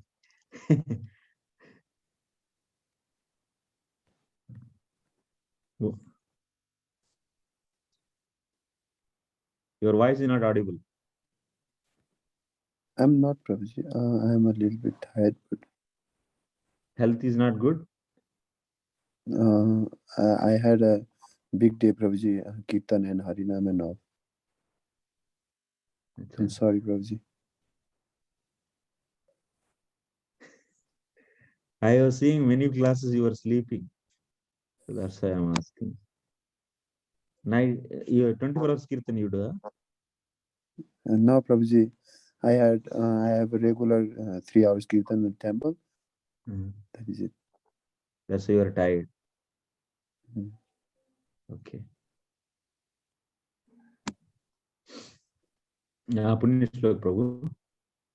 Just summarizing only what we discussed in terms of the 27, 28 justifying and why not eligible.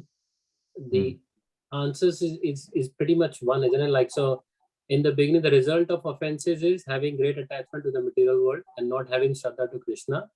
Now, if that person comes in association with devotees, he still may not be able to become a devotee straight away.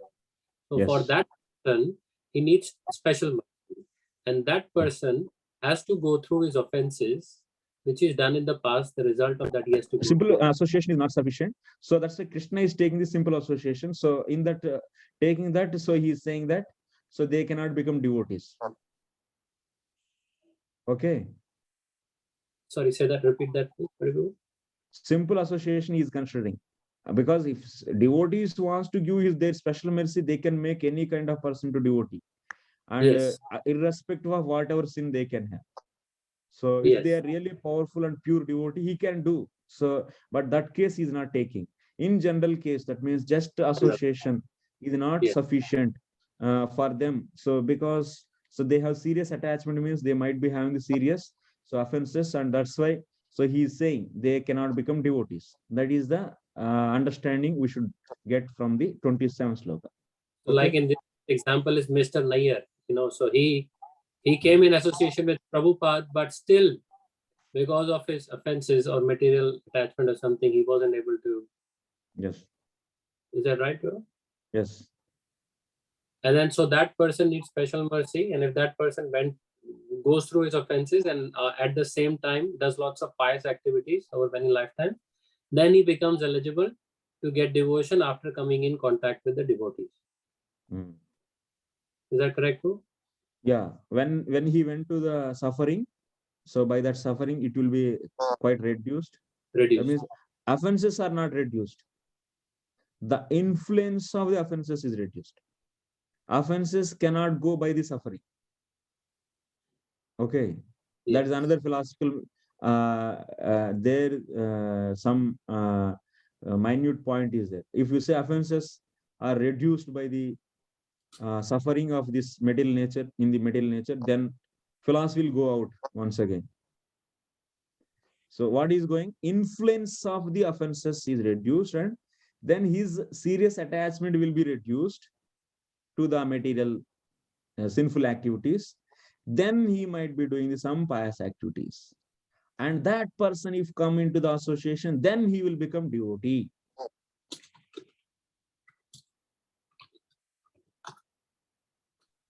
Prabhu, could you please repeat the last line?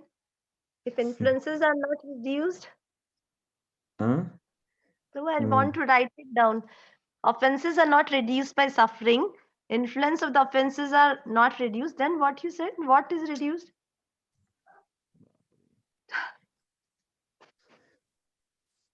Offenses are not reduced by the suffering, but the influence of the offenses are reduced. So then their attachment for doing the sinful activities is reduced, and they can do some pious activities.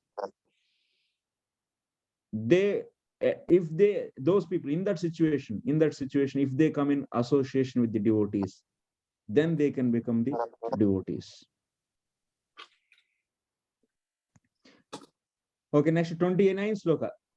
Jara marana mokshaya mamashritya yatanti ye te brahma snam adhyatmam karma chakilam.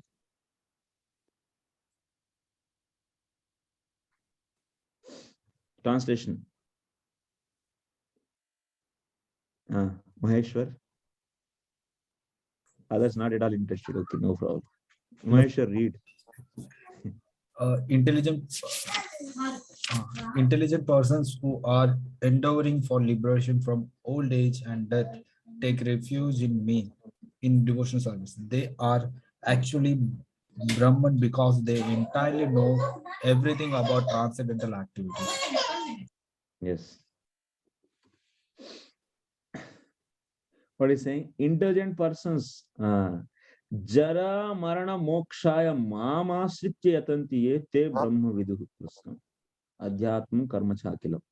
So this is 29 sloka is telling about the fifth kind of the, that means, like you see, artha, arthati, jignas, they are sakamas. And this is a fourth sakama devotee. We have seen already 3 sakama devotees. What is that? Artha, jignasu, artharthi. And now we are seeing the fourth one. So who is this fourth one?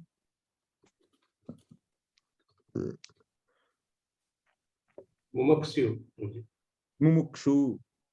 He is the Mumukshu. Moksha Kami.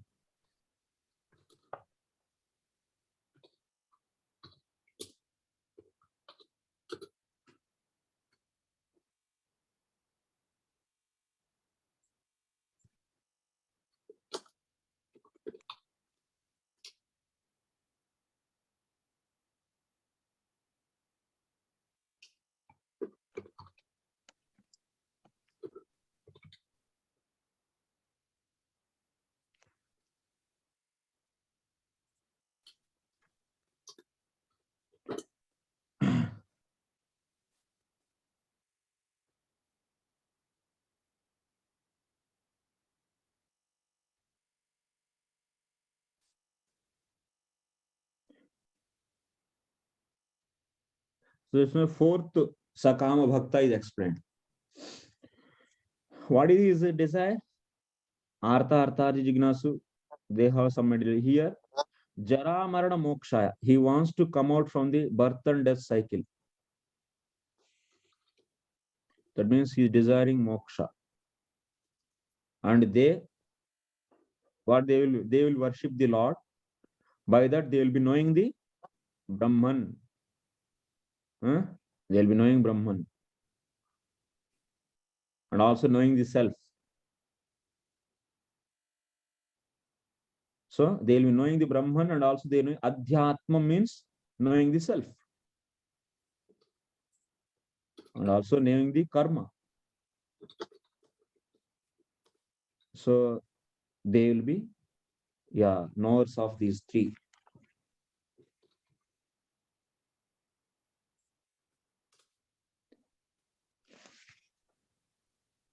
In the purport, so you see second paragraph. 4 kinds of the impure devotees who engage themselves in the transcendental service to the Lord achieve their respective goals, and by the grace of the Supreme Lord, when they are fully Krishna conscious, they actually enjoy spiritual association with the Supreme Lord. Here 4 kinds of impure devotees. So who are those 4 kinds? Artho, Jignasu, Artharthi, Mumukshu. Artho, Artharthi, Jignasu, and Mumukshu. These are the 4 kinds. These are sakami. Generally, people think that Jnani. No, not Jnani. Jnani already, Krishna said, they are pure. Pure means, relatively these 3, they are pure. But here, fourth one is whom you should take? Mumukshu you should take. Which is explained in this sloka. Whom? Means he is explained in this sloka. Okay.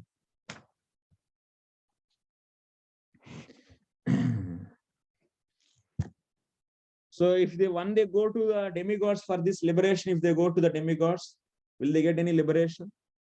If someone is desire for liberation, if they go to demigods, they will not get. Why they will not get liberation from the demigods? Why? Shama Priya Mataji. Because the demigods cannot give them liberation. They are not eligible to give them liberation. That Only one I said, Krishna. why? I asked the same question and you are. Because they don't have the power to give them liberation. Only Krishna Why? can What is that impart power? liberation. What is that power? Hare Krishna Prabhu. I think yesterday you explained they cannot give faith to their own devotees. How can they give liberation? Okay, but what I explained in clear, one point I used. Umesh Prabhu. They are also Jivatma Prabhu. No, not this. So, to give liberation, what you need? they should themselves be beyond the modes, Prabhu. They themselves are in the mode, so how they can give the others liberation? So like someone is, that means Lord Shiva is above the modes, then he can give Ishwara Chaitanya.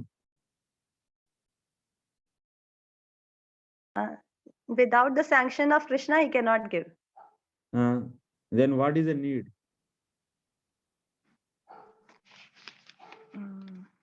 What's the point I told actually? Actually, I don't know if people not at all taking any points or any active participation, any question if I have no answer, and I don't know actually. Sundarnitai Prabhu, tell me, Prabhu. I think only Swamshas can give liberation. If they are Very not good. Swamshas, they cannot give liberation. Yes, this is the point. Sakshat Parabrahmatva is needed. Sakshat Parabrahmatva should be there. That is there in the only Swamshas. Thanks, Prabhuji. Vishnu also can give liberation. Nrsinga also can give liberation. Matsya, Kurma, Vamana, all they can give liberation. They are all Swamshas. Okay. But Shiva cannot give liberation because he is Ishwara Chaitanya only, but Maya Sparshita. Maya Sparsha Sahita. But if you want to get the liberation also from the Shiva, so you have to understand that Shiva is the pure devotee of the Lord, and it is Ishwara Chaitanya, but he is Maya Sparsha Sahitam, but he did the devotion, so that's why he is aloof from the Maya. And by worshipping the Supreme Lord, so with the connection of if you worship Shiva with the connection of the Krishna, then only you'll get liberation. That you are getting ultimately from the Krishna. So that's why worshipping of any demigod independently, so never. But if you worship the Swamshas, so you can get liberation. For giving the liberation, that form should have the Sakshat Parabrahmatvam in it. That means absoluteness should be there indirectly.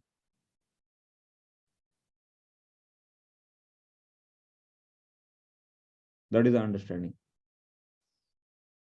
Okay, that's why one worship the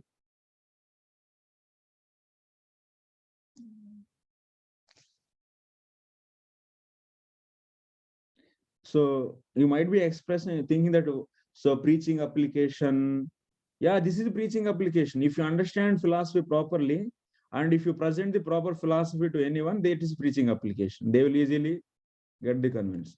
If you don't do the groundwork and simply hodgepodge over, so without properly understanding the philosophy and keep on speaking, nothing, no result will come actually. That is not the, then even they cannot build a proper shraddha in them.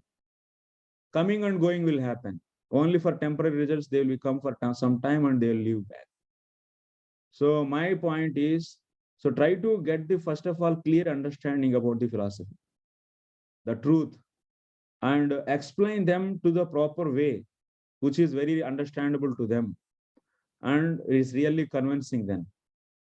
Then automatically one will be, so with your pure intention and mercy of the Lord, so there is a chance to become the devotees. So that's the first and foremost thing is having the right understanding on the book, on the whatever Krishna is saying. If you should not distribute the mistaken philosophy to the people. If that is done, instead of constructing, we are destroying actually this. So every point, so thing is very important. If we become lazy in understanding and thinking that why we need this, anyway we are chanting, this is not a proper actual mood actually. One should be very serious one should not become lazy in understanding the knowledge about the Krishna. It is nothing but the bhakti only. Every point, whatever we are discussing is about the Krishna, and that is not different from the bhakti. So that's why Prabhu, these are all what we are not getting. Nothing is rocket science here. It's very simple and very necessary for every devotee. If you have some kind of improper understanding at any time, that will be cause for your faith to break down. And then you will not be able to preach also confidently to the people. External decoration is next thing actually. Internally content should be there actually. Internally understanding should be there. Internally proper sadhana is needed. You should be a proper sadhaka, and also you should be knowing properly the Krishna conscious philosophy. Prabhupada expected everyone to read the line scrutinizingly and understand it. Now you, in this paragraph, 4 kinds of impure devotees he wrote. So what is these 4 kinds of impure devotees? You should know already. Gnani said that pure. Then what is this 4th one? Every line, every point Prabhupada is writing from the many places. And don't think that that's by giving one reading, I understood everything. So many times you should read and digest it and understand, become active. Don't take this Krishna conscious philosophy so easily. It's really simple by your serious, sincere effort. That means sometimes we give so much time and energy to understand the various apps and to understand the various features of the mobile phone. Even layman nowadays, who is just rickshawala, even they are also knowing so many features, so much knowledge they develop. Very, very so integral and very complex things, how they have interest. And about the Krishna, and these are the simple points. So if this is not understandable by us, then how much love we have then for Krishna? If you love someone, you should know about him also very in detail. You should have that kind of eagerness to know. I request all of you, so yeah, to be eager and try to become active in understanding things. If you understand, that means, so sadhu sangha, in the sadhu sangha, what is happening? You will be doing the shravanam. By doing the shravanam, so you have to get the mananam. So that means deliberating on that. And then by deliberation on that knowledge, then what will happen?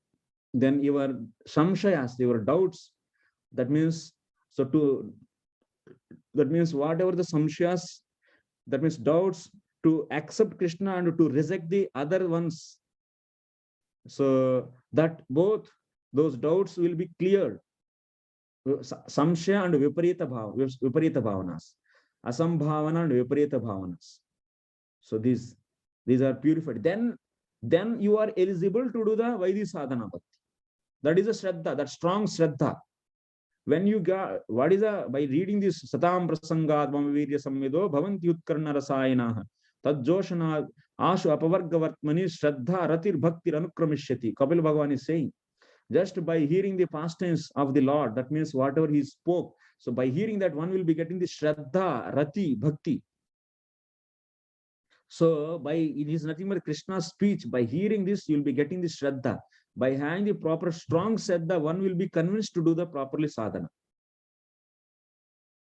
If you don't have strong Shraddha in your heart, you cannot feel to do the sadhana also. Because we are all not the Raga Bhaktas actually. We don't have any lobha now to do the naturally. I don't think that is even Rupa Goswami says it's a virala. That means very rare to get that kind of attraction without any sastric proof.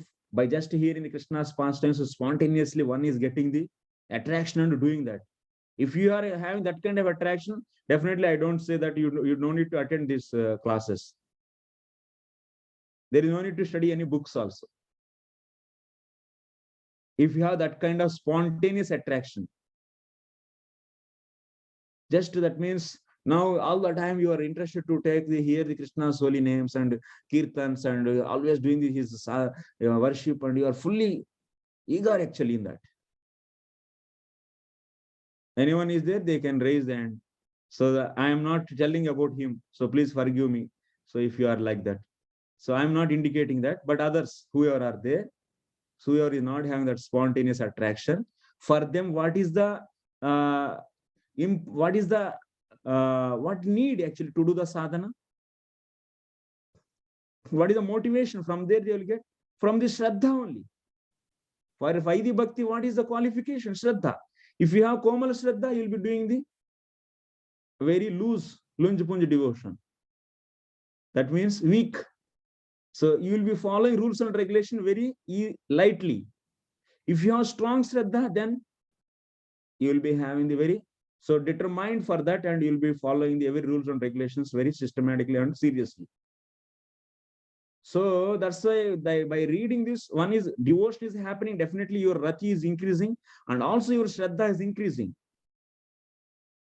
So that's why proper, careful understanding and hearing is needed. So I request all of you and understand the subject matter first clearly. Then when you have the sufficient content with you, then you can present that in many ways. First of all, understanding is not clear, then what you will preach?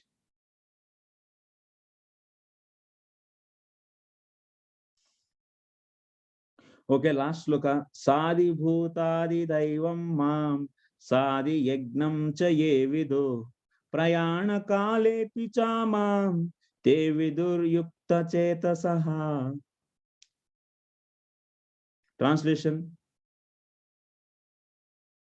I don't know what you will reading.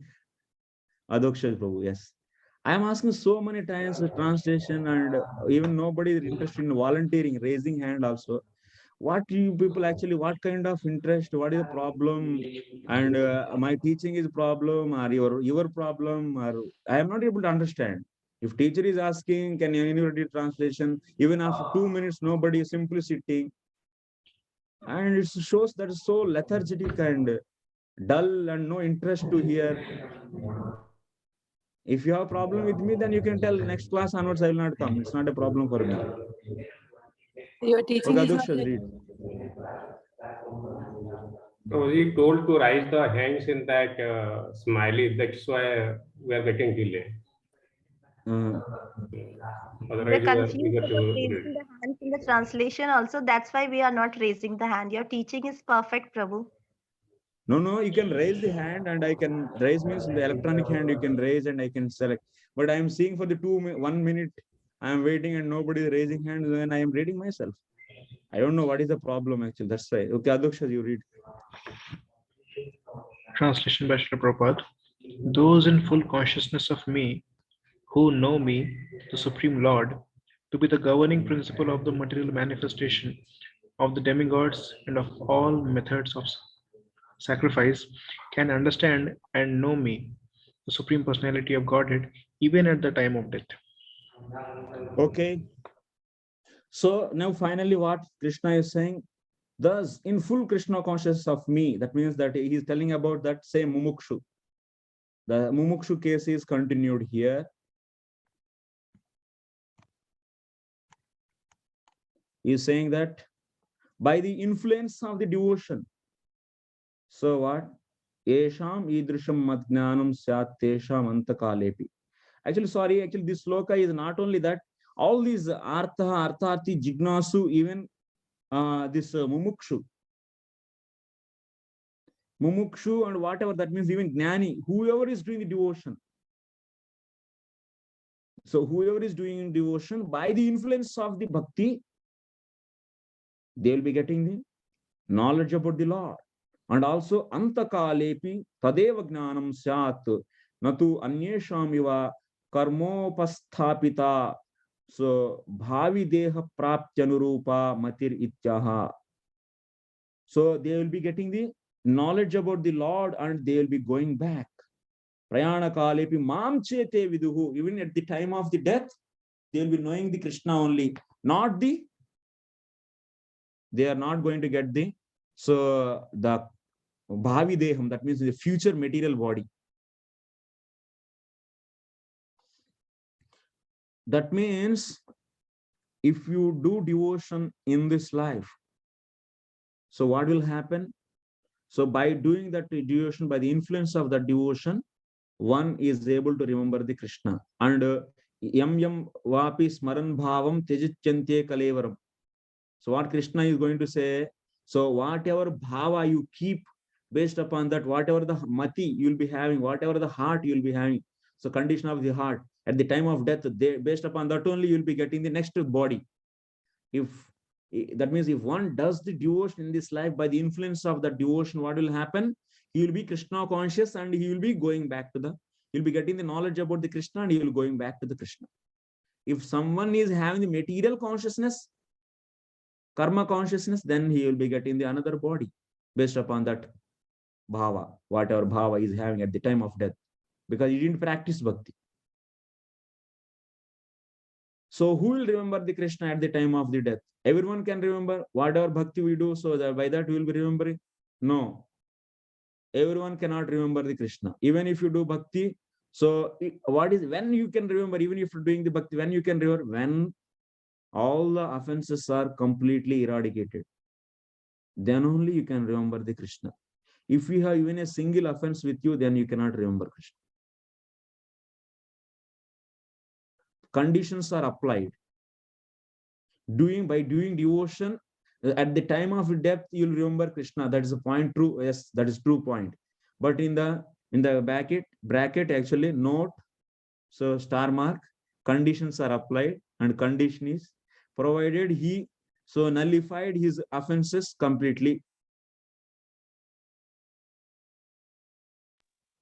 Prabhuji, while performing devotional service also, people do commit or get to commit conditionally, circumstantially, they get to commit some kind of offense, knowingly, unknowingly, then how is Yeah, knowingly, unknowingly, possible? what we committed previously, and what we are going to commit in future, what we are committing.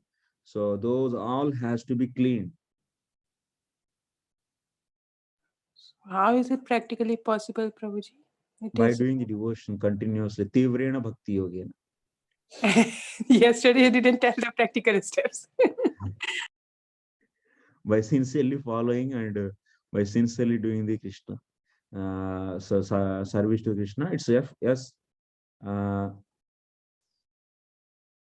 It's not a difficult thing. The utsahat nischaya dhairya. Tat karma pravartanat. That means by having the enthusiasm. So by having the determination, and also by having the patience. So by these three, so if we do the devotion, then by that one will be so cleaning is all the offenses, and he can go back. Maheshwar.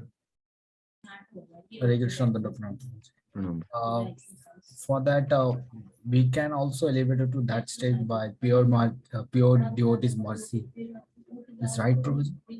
Pure devotees will give mercy. Kripa Siddhas also is possible. So, but that is very rare actually. If we have association, and also that kind of pure devotee, and also he is interested to deliver you without any sadhana, so it's possible.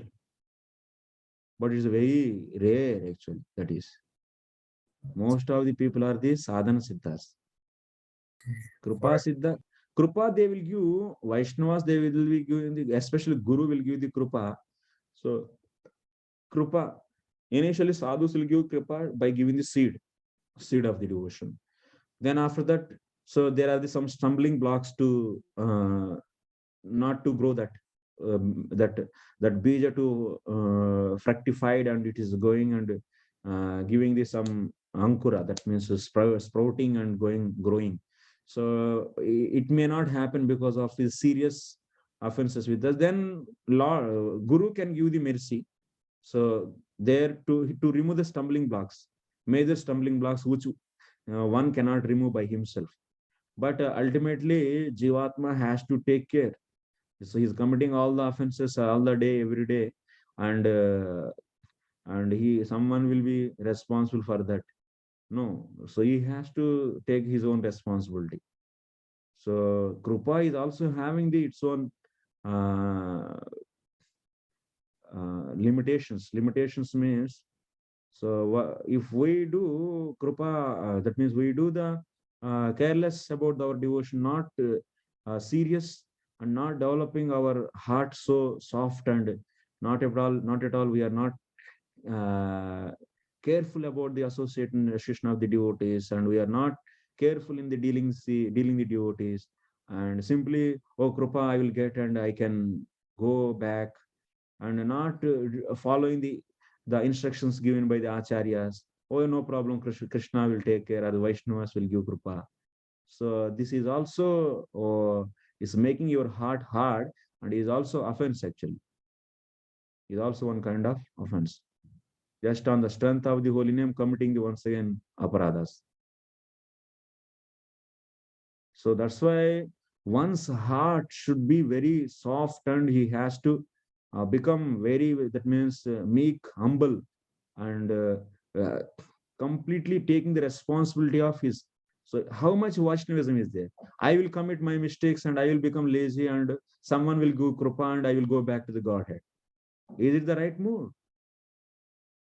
No. When we just to take the responsibility of all our offenses, and Lord, give me the punishment to me, and I want to seriously so come out from this. And when you become beggar, and when you become humble, and when you surrender completely, and when you become heartfully, that means you accept everything, whatever the mistake, whatever prarabdha you did, even that karma, even pure devotees, the karma also they don't want to destroy their prarabdha karma by the devotion. Even they requesting, give me the Lord sufferings to me to karma, whatever I did in the previous. Don't, Bhakti Maharani, please don't destroy those. That is the mood actually.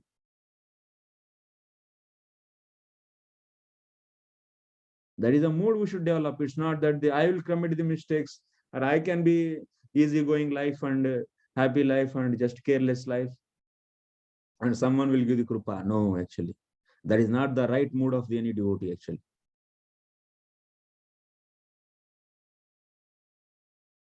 So whatever the single karma in my life did, even not offense, karma also, whatever the sin I did, give me the punishment for every sin.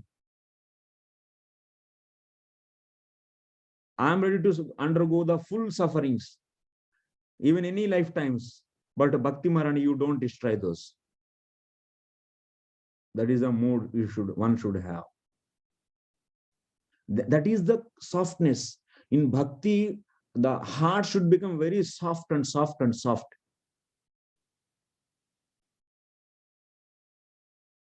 Not the hard.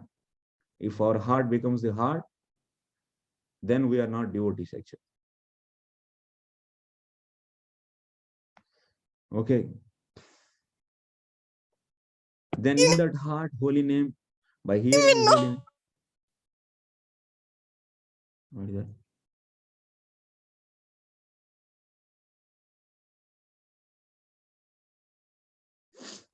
I don't know somehow. Okay, just I am reading out the purport of this. Just I am taking another 2-3 minutes, sorry. So I am crossing 9:20. Persons acting in the Krishna consciousness are never deviated from the path of the entirely understanding the Supreme Personality of Godhead. In the transcendental association of the Krishna consciousness, one can understand how the Supreme Lord is the governing principle of the material manifestation and even the demigods. Gradually, by such a transcendental association, one becomes convinced of the Supreme Personality of Godhead, and at the time of the death, such a Krishna conscious person can never forget Krishna. Naturally, he is thus promoted to the planet of the Supreme Lord, Golok, Vrindavan. This is the just summary he is giving. The 7th chapter particularly explains how one can become a fully Krishna conscious person. The beginning of the Krishna conscious is association of persons who are Krishna conscious. Such association is spiritual and puts one directly in touch with the Supreme Lord. And by his grace, one can understand Krishna to be Supreme Personality of Godhead. So this is Prabhupada, see how nicely is explaining. Association, the beginning of Krishna consciousness from the association only. This is the point. Any Ajnana Sukriti, whatever is later only. The beginning is association. Every line, you should understand every line of Prabhupada very scrutinizingly. And so the beginning of the Krishna consciousness with the association of the pure devotees. Such association, what it will be doing? So by the grace, one can understand the Krishna one can understand. That is nothing but Shastrartha Vishwasaha. That is Shraddha. Understanding Krishna is nothing but Shraddha. One will be getting the Shraddha. At the same time, one can really understand the constitutional position of the living entity. So by understanding Krishna, one can understand also his self. So and living entity, and how the living entity forgets Krishna and becomes entangled in this material. By gradual development of Krishna consciousness in good association, that is sadhu sangha. That means Ado means first sadhu sangha, from that Shraddha, then after that he is saying that association. That means Shraddha, after that Shraddha what? Sadhu sangha. So by association of good devotee, good association. So the living entity gradually means, that means sadhu sangha, bhajan kriya, anartha nivritti, so and so. The living entity can understand that due to the forgetfulness of Krishna has become conditioned by the loss of material nature. He can also understand that this human form of life is an opportunity to regain Krishna consciousness, and that it should be fully utilized to maintain the causeless mercy of the Supreme Lord. So many subjects have been discussed in this chapter. Now here he is saying, the man is distressed, the inquisitive man, the man in want of material necessities. So knowledge of Brahman, knowledge of Paramatma, liberation from the birth and death diseases, and the worship of the Supreme Lord. These are the 5. You are understanding? Prabhupada is giving all 5 here. So Arthaha, Artharthi, Jignasu. That means first what? Man in distress is Arthaha. Man in inquisitive man means it is for the Jignasu. And the man for material desires is Artharthi. So, and next, knowledge of Brahman, knowledge of Paramatma, liberation from the birth and death diseases. This is for the liberation from the disease, birth and disease, moksha. That's 4th one. Now just in the 29th sloka we have seen. So, and knowledge of Brahman is Gnani. That just I skipped, that's Gnani. And last one is worship of the Supreme Lord. So that is the pure devotee. Total how many? 6 devotees are discussed in this chapter. In this chapter, 6 devotees were discussed. So he simply directly engaged himself.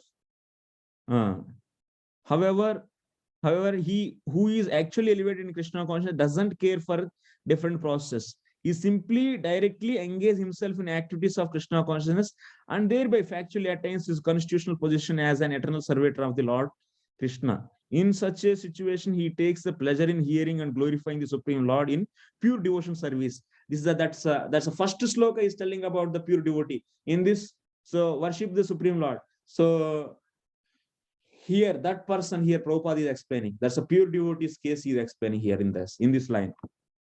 That is the first sloka we have seen, the pure devotee. That is he is explaining. What he doesn't care, artha, jignasu, moksha, the gnani, nothing he is. He is not at all running after this. Just he wants to serve the Lord for that. And also he is not mixing any gnana or karma, purely following the Shravanam Kirtanam. He is convinced that by his doing so, all objectives will be fulfilled. This determined faith is called Dhradavrata. This is the Dhradavrata. And it is the beginning of Bhakti Yoga. So that's why determination, that is faith. Shraddha is the starting of the Bhakti. Vaidhi Bhakti.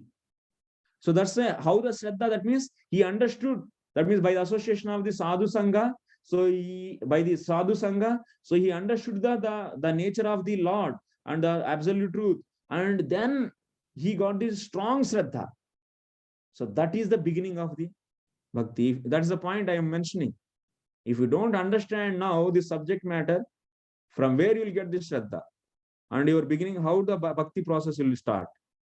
It's not just simply a easy process. Just Bhakti is not so, you should not take so easily actually. What is there? Just sometimes 2 hours going to Sunday fish program and coming back, and so sometimes okay, we'll attend the 1 or 2 programs, and so coming, so that is sufficient, okay. And somehow or others by heart pain we are doing the 16 rounds. Okay, I will go back. So no, that is not sufficient actually. So that is the verdict of all scriptures. Okay, initially we say that, yes, you do this, at least to bring. Then after that, you have further lot of things actually to know and purify your consciousness and develop the strong Shraddha and become the very systematic and careful in all the relations and all the Vaishnava etiquettes, and do the seriously devotion and develop the way, understand the higher stages and the symptoms of those stages. And if you are not getting those, then understand what is the problem in your devotion and further. So should maintain enthusiasm. One should be enthusiastic for that, going into the higher stages. Okay, this 7th chapter of the Bhagavad Gita is the substance of the conviction. So thus end the Bhaktivedanta purports of the 7th chapter of the Srimad Bhagavad Gita in the matter of the knowledge of the absolute. Okay, thank you very much. Will be meeting tomorrow. Any questions are there? So please, otherwise others can leave if they want.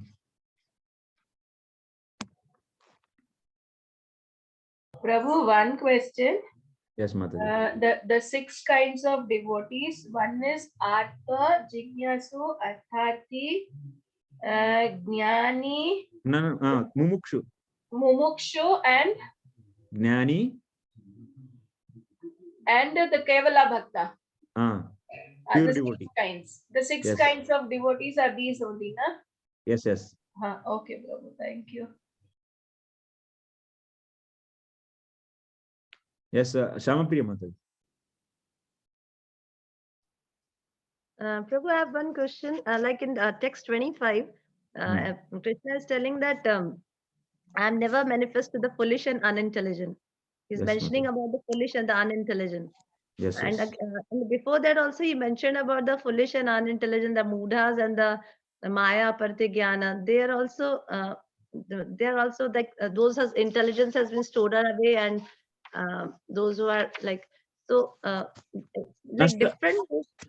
Actually, which sloka you were saying previously means? Can you quote the number so that I Maybe can my easily? understanding is wrong. I'm just reconciling it with you. Like in text 25, he's telling that I'm never manifest to the foolish and the unintelligent. Yes. Okay. And in the previous verses, he's telling that Previous means what is the sloka number? These 4 people don't surrender unto me. Those who are grossly foolish, those whose intelligence has been stolen by, those whose knowledge has been stolen by illusion. Yeah. These 4 people do not surrender to me. So the Yeah. same has been mentioned here also. Acha, those here what he is saying. So in that 13th sloka, if you see, so here after explaining his gnanam, after explaining that means Aishwarya gnanam, then he will be saying that, of course, it is very easy to understand me, but whoever is covered by the 3 modes, tribihi gunamayihi bhavaihi, so ebihi sarvam idam jagat mohita. That means this complete world is bewildered by these 3 modes, and that's why those people are not able to know me. So na abhijananti mam, they are not knowing me, he is saying. And just he's giving example for that, these 4 people. So who are not, so they are not knowing Krishna, and that's why they are not worshipping the Krishna. So that's the 13 slokas continuation only, this 15th. So okay, so he's giving just this mudaha, naradamaha, maya pahrita gnanaha, asuram bhavamasritaha. These are the 4 kinds of the people. So they are not worshipping, he said. That is clear there. Then after that, he is coming to the in the 24th, actually, if you see, in the 24th sloka, Krishna is saying, some people, they study Vedas, but still they are not able to understand. So you are understanding here, some special qualification is there in the 24th sloka. So these people, they study the Vedas, but the problem is what? They are understanding that Brahman is the highest truth, and that Brahman is 24th is telling about the Mayavadis. Yes. So keeping into the picture in Mayavad, so he is saying 24. And then in connection to that, he said, so what he is saying, then Krishna, he can be asked, oh, Krishna, that means he say that, so param bhavam na vijanat, param bhavam, So Ajananta, he said that. So that means there Krishna said that, oh, that means I am always existing, and my qualities and my form is ever existing.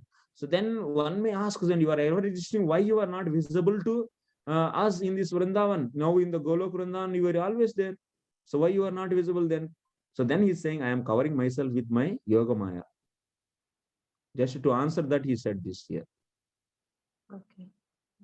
There Yes, in Prabhu. general, he said in 30th sloka, in general he said, but here in the 24th sloka, he said the case of the Mayavadis. Okay. Yes. Understood, Prabhu. Yeah. Prabhu, I'd be glad to know more about the offenses part, but I'm not Yeah. going to ask now because Yes, I yes. want to know it from detail from you about the offenses. Because Prabhu, I found out that I've heard somewhere that in Kali Yuga, because everybody will be very offensive, so there's some some uh, some liberty has been given, like the mental offenses will not be considered. Only the offenses which are physically done or through words, activities, that would be considered. Is it correct, Prabhu? So mentally, whatever we have, that will be manifesting very soon.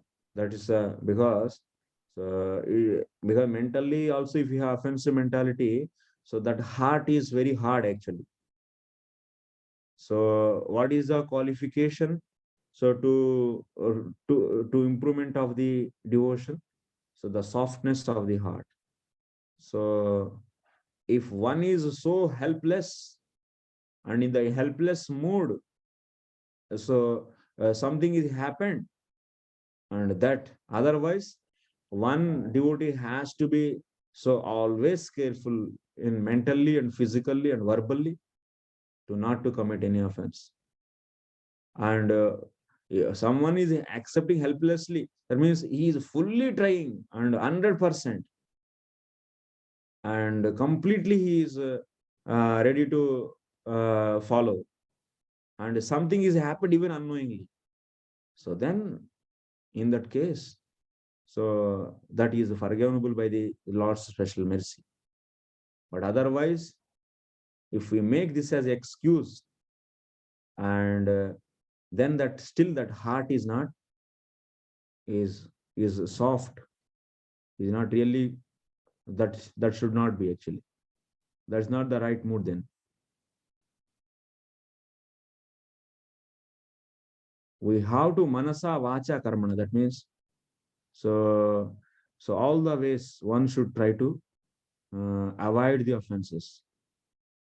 So if mentally is happening, if that is excuse, then what? Then that will make our heart very hard also. Okay, then I take excuse and I can offend in my mind all the people. Krishna will never stay in that heart. He will never come. See our acharyas. So in Charitanya Charitamrita, so many devotees examples are there, like Haridas Thakur, like Rupa Goswami, Chaitanya Mahaprabhu. So that is the mood we should develop.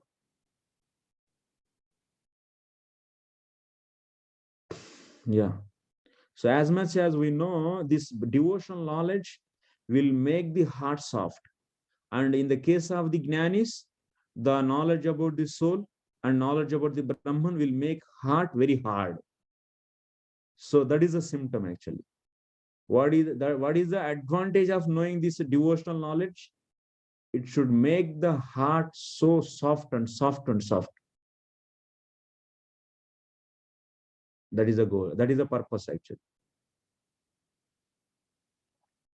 Okay. Okay, Mataji. Thank you, Prabhu. So, Mohan Prabhu. Hare Krishna, Prabhuji, Dandavat Pranam. Prabhuji, in the verse 7.24, we discussed about impersonalists who believe that Lord Krishna is only caused by the reflection of Brahma on Maya, and his existence is temporary. When the Maya is finished, his existence is also finished. So, and what remains is Brahma. So these are impersonalist, and these are Mayavadi. So you told in that there are two different types, that there are Mayavadis and there are Brahmavadis. So Prabhuji, what is the difference between them?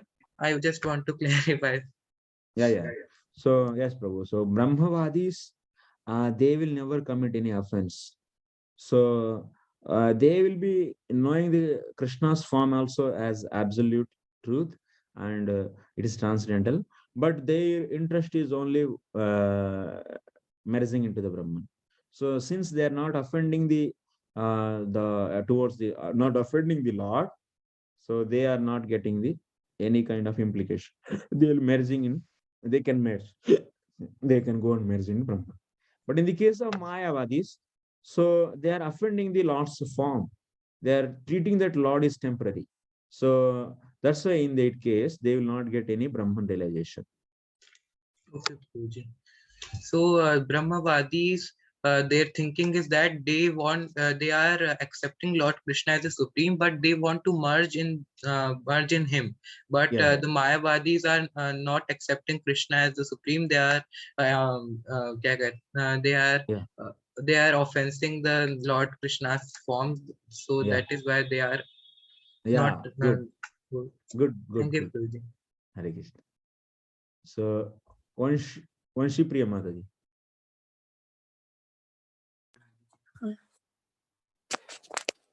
Hare Krishna, Prabhuji. Dhanavad Pranam. Prabhuji, I just wanted to ask one question that, as told earlier, that too much attraction or hatred is not good. It's not good for performing bhakti. So this has to be avoided. But we read in Mata Devuti Samvadvala that prasangam ajaram pasham atmana kavyo viduhu sa ev sadhu sukritu moksha dwaram apavritam. So in this case, this attraction is applicable. So what is that shloka? In which chapter you are saying? Prabhuji, it's a verse which comes between the conversation between Lord Kapil and Mata Devuti. Shloka number? I'll tell you, Prabhuji. I'll open it. Okay, what you want to say ultimately? In the purport, Srila Prabhupada wrote that every learned man knows very well that attachment for the material is the greatest entanglement of the spirit soul. But that same attachment, when applied to the self-realized devotees, opens the door of liberation. Yes. Okay. So then what is the question? What is the question, Mataji? So in this case, Prabhuji, this attachment is encouraged. So is this right to understand? Attachment is encouraged? No, there also attachment is not encouraged. Attachment towards material object is not at all encouraged there also. Attachment to self-realized devotees? Attachment to the devotees is encouraged. But attachment to the material objects is also not encouraged there. The attachment to self-realized devotees is good? Attachment to the devotees is good. Okay. So here attachment for the material objects is rejected. Okay, Prabhuji. Yeah. Yeah, Punishlok, Prabhu. Hare Krishna, Prabhuji. Prabhuji, can you just briefly just explain that one point again, that they are actually Brahman, you know, that 7.29, just that point, the devotees, the ones who are engaged. Yes, Prabhu. 7.29, so they are Jara Marana Mokshaya Mamashritya Yatanti. So just to get the liberation from the just they are desiring liberation. That means they want to come out from the birth and death cycle. So that's why they are but worshipping the Lord for that. Then what Krishna is saying, Te Brahma Viduhu. So they will be knowing the Brahman and also Adhyatmam. That means they are knowing their Sarup also. I am soul. So here Krishna is mentioning, so some people who are desiring for the moksha, they are also coming to me and they are knowing the Brahman and so they are going back. So this is nothing but the, you can take, these are like a, so desiring for the moksha, they are going. So this term which is used, they are actually Brahman. So usually people say, oh, Aham Brahmasmi, like in the purport also says I am spirit. But when they say they are actually Brahman, means the ones they realize it properly, understanding their actual position. That's why he's saying Brahman. They are Brahman means I am not understanding. So he said they are actually, in the translation, Srila Prabhupada writes, they are actually Brahman because they entirely know everything about transcendental activities. Acha. They are actually Brahman because they entirely know everything about. Actually, they know Brahman. They viduhu. Viduhu is the kriya actually. They know. They know Brahman and also they know karma and also they know adhyatmam. Okay. It's just the way it's, they are actually Brahman. That's what's, it's a little bit.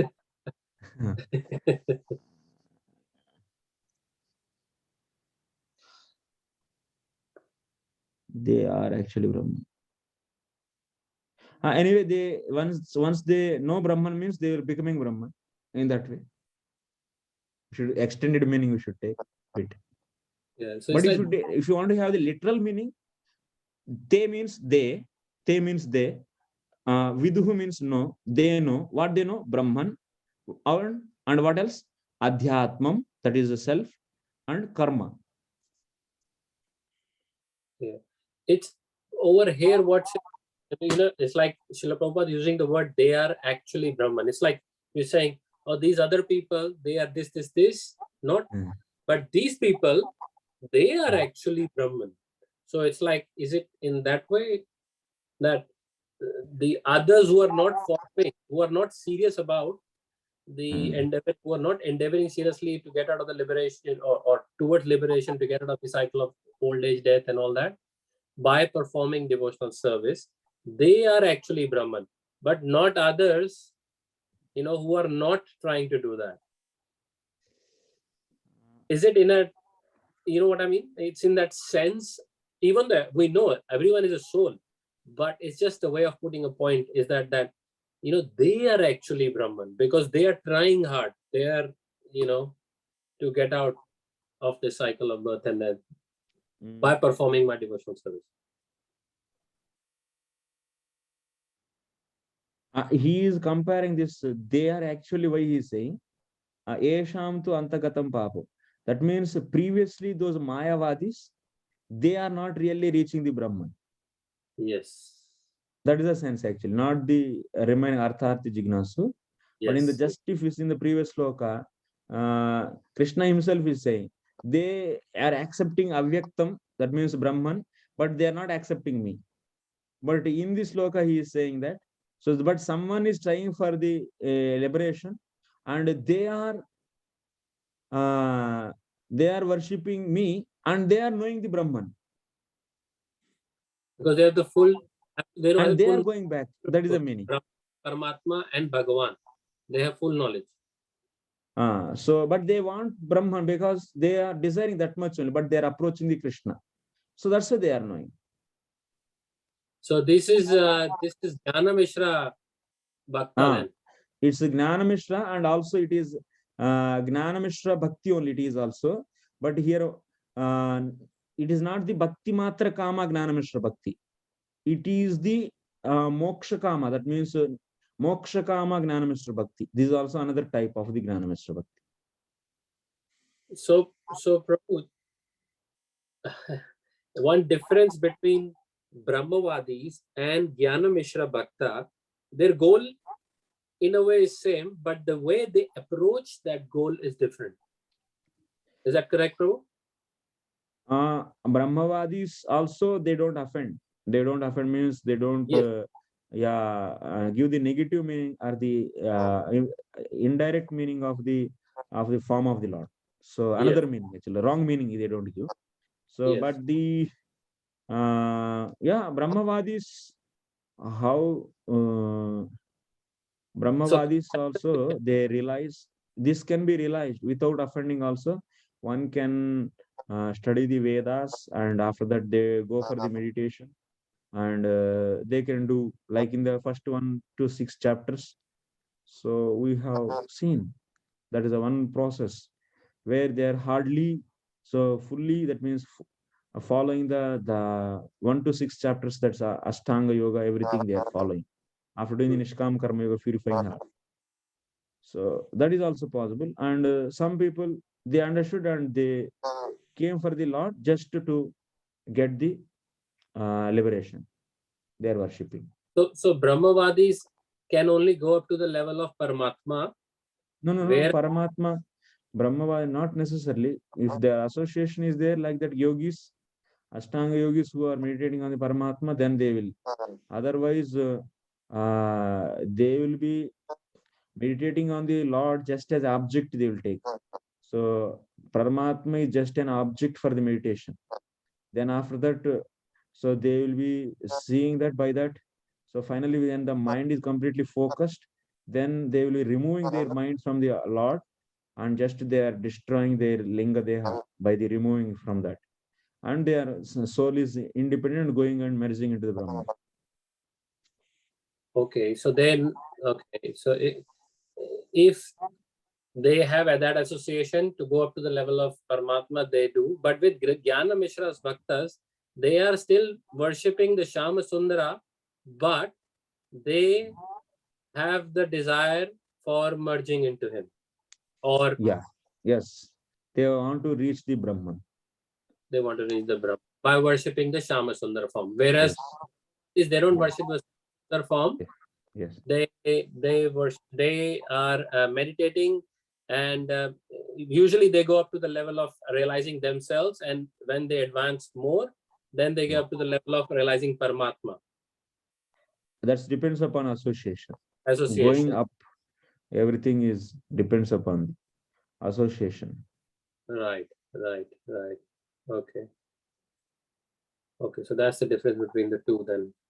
Yes. So one will they are actually is used. One will only reach the effulgence, Brahmavad, whereas the Jnana Mishra Bhaktas, they get Shantaras. If why we said in the last class Jnana Mishra Bhaktas will be getting the Shantarasa? Because they don't have any relationship, they don't develop any relationship with the Lord. They don't any, but they have the devotion. They are not desiring the moksha also. They are not desiring moksha. They are not desiring.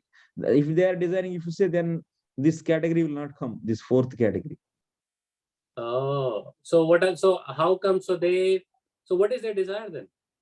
They are just doing the bhakti only because of that bhakti, but not developing any relation, and they are following the Gnana Mishra Bhakti, so they are getting the rati. That means Santarati.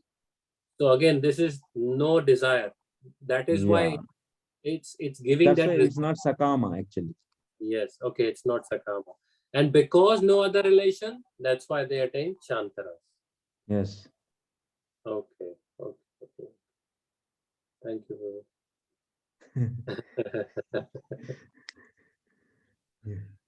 Umesh Prabhu. Hare Krishna, please. Pranam Prabhu. Prabhuji, you earlier told that like effect of offenses will not get nullified because of suffering of those activities. Like if someone has done some offenses, so if they get the suffering because of that, then also it will not get nullified, right? So how one can completely nullify the effect of like offenses? So nullification of offenses will happen by the, so again, especially offenses means nama aparadha. Other offenses will go very easily. So bhaktiyutta, so other means seva aparadha, and seva aparadha will go very easily. but just by praying to the Lord is enough. But the offenses committed towards the holy name, that will not go. For that, you have to take the again and again shelter of the holy name. And chanting the holy name is only the resolution. Okay, bro. Yeah. Prabhuji, some other questions I have, just small. Brahmavadis means they believe like Krishna is Nirakar, right? Yeah. Yes. Okay. Mayavadis means they also believe that Krishna is Nirakar and they want to become Krishna only. They don't say Krishna is so Brahmavadis. They accept Krishna also as supreme personality of Godhead, but Brahman is also supreme is absolute truth. But they are interested in only Brahman. Okay, that is the Brahmavad. Okay. So they are withdrawing their attraction towards the Lord, and they are simply focusing on the Brahman. That is the Brahmavadis.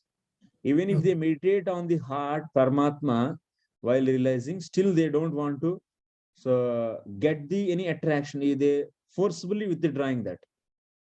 So by just meditating on the Lord, one will be started getting the rasa, but they don't want that rasa also.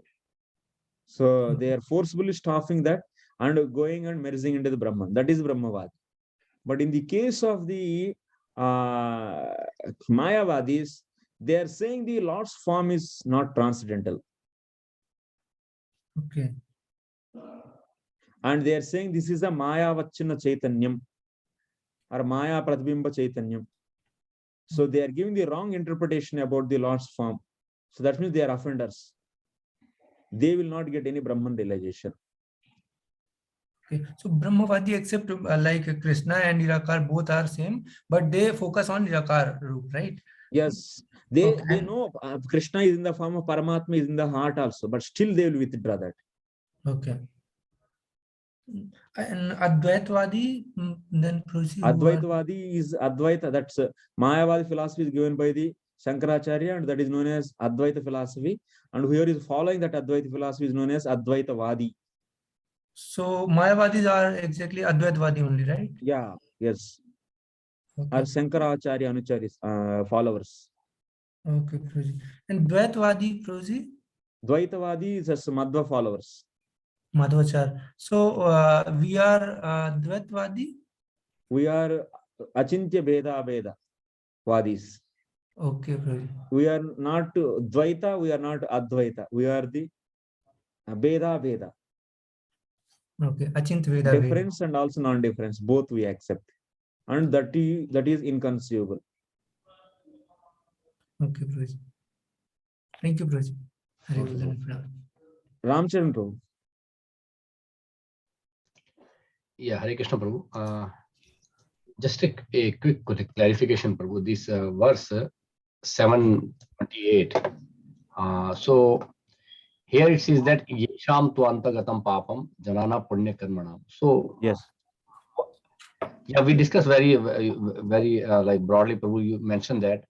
I have little like question here. Is that here Srila Prabhupada translate that persons who have acted piously in previous lives and in this life, and whose sinful reactions are completely eradicated. So antagatam papam means like they are completely free from sinful reaction. So my point is that here when Krishna is saying punya karmanam, is it really related to a devotee association only? Like because like if we do pious activity, the pious activity cannot counteract the sinful activity, right? Like if somebody have committed sinful activities and by doing some pious activity, you cannot counteract. You have to go through the sufferings. And like as we say that pious activity is not the cause for bhakti. So here what Krishna is referring punya karmana means like the if you have done previous devotee association and whatever little bhakti you have done, because of that you are getting free from sins, or really basically like because in reality one cannot become completely free from sin until you do bhakti. So here yes, punya karma will never counteract the sinful activities. Definitely, that is true. But the sinful activities will be finished by the enjoying or by the punishment. Or sorry, enjoying, punishment. So here also complete eradication of the sin is not said here. Samyak nashtam na samyak nashtam. So that means antagatam, that means they are ending actually. So what is happening in the due course of the time, whatever the sins he committed, so those he is getting the punishment, and that influence of that bad karma is reduced. Definitely. So bad karma he did, then that is finished, and the influence of these offenses also will be reduced. So then in that case, there is a good chance to do the punya karma. So, and that's why I said, when the due course of the time, when he get punishment of those sinful activities, so then those will be finished, those will be reduced. And also why he is doing those sinful activities? Because of the influence of the offenses, and that influence also will be reduced. And then, so he can do punya karma. So pious activities are automatically. So because after Jiva's punishment, it can realize that kind of fear will be there just for the punishment. So then he can do the punya karma. But this punya karma is only the general punya karma only, pious. But yadrichikaya, that means by the causeless mercy of the Vaishnavas, if they get association, if he get association, then only he can become devotee. Dvanda moho nirmukta. So because pious activity can someone come to dvanda moho means like, are we talking about nishkam karma yoga here? Like coming free from that dvanda? Dvandva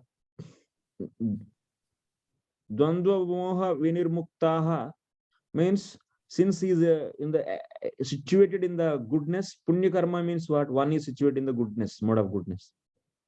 To do punya karma, one should be in the mode of goodness. Being in the goodness, so then what will happen? This dualities, that means the moha is coming from the dualities, will be reduced. So best just coming into the goodness, so moha will be reduced.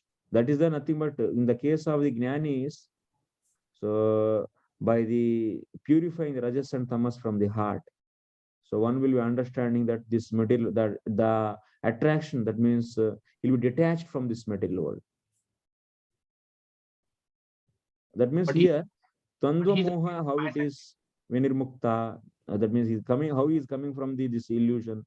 This is possible by he's situated in the goodness. That's why he is doing the punya karma. Okay. Ask Prabhu, what is the question? No, Prabhu, yeah, no, I'm just thinking like saying like punya karmana, like once somebody come in mode of goodness into punya karmana, he's again like bound by those punya karmanas because they are getting pious results. So how can he free from dvanda? Like, because he might be enjoying, but dvanda means sukha and dukha both, right? So if he's enjoying the sukha, at least he's in some dvanda, right? He's doing punya karma means in the situation of sattva guna. Sattva sanjayate gnanam. You're understanding? Being in the goodness, so it will be giving the gnanam. Sattva sanjayate gnanam. What is that gnanam? So atma anatma vivechanam. That means finding the difference between the spirit and the matter. So that kind of gnana he will be getting by that goodness. He might be doing the punya karma.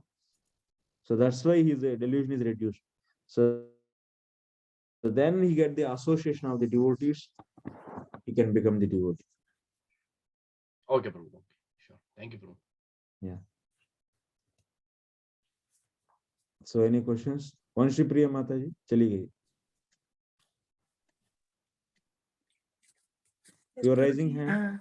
I had a question that just now you told us that just by simply and directly engaging oneself in the service of Krishna, then one reaches its constitutional position. Then Yes. only one can reach its constitutional position, no other way. Yeah. Is it Prabhuji? Yes. For- So yes. the Karma Mishra Bhakti, what they should be doing, they should leave all those karma and just because the first prime thing is to situate oneself in the constitutional position. In the case of Karma Mishra Bhakta, so they are not getting the highest result. Highest result is what? Getting the Krishna Prema in Vrindavan. So that means getting the association of the Krishna in Vrindavan. So that is not possible by the Karma Mishra Bhakti. Karma Mishra Bhakti maximum it can take to one to the Vaikunta. So I should simply and directly engage myself in the service of Krishna.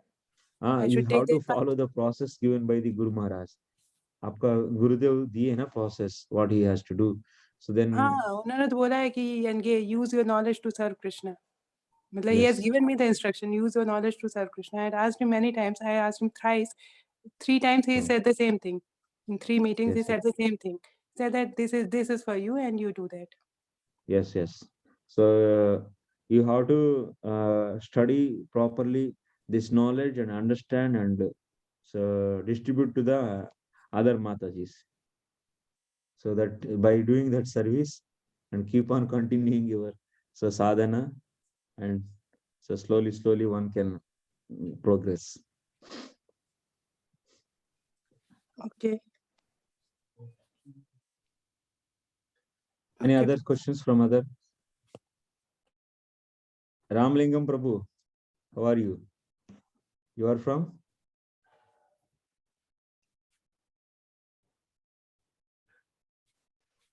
Hare Krishna, Prabhuji. Hare Krishna. Prabhuji, I am from California, Prabhuji. Acha. You have any question? Prabhuji. You are attending now every day classes? Yes, Prabhuji. Every day. Okay, Prabhu. Okay, then we'll. Hare Krishna, Prabhuji. Hare Krishna. Thank you very much for patient and kind hearing. Vancha kalpatarupyascha kripa sindhubhyascha patitanam pavanebhyo vaishnavebhyo namo namaha. Anant Koti Vaishnava Bhakta Vrinda ki jai, Srila Prabhupada ki jai, Nitai Gaur Prema. Thank you, Prabhuji. Hare Krishna.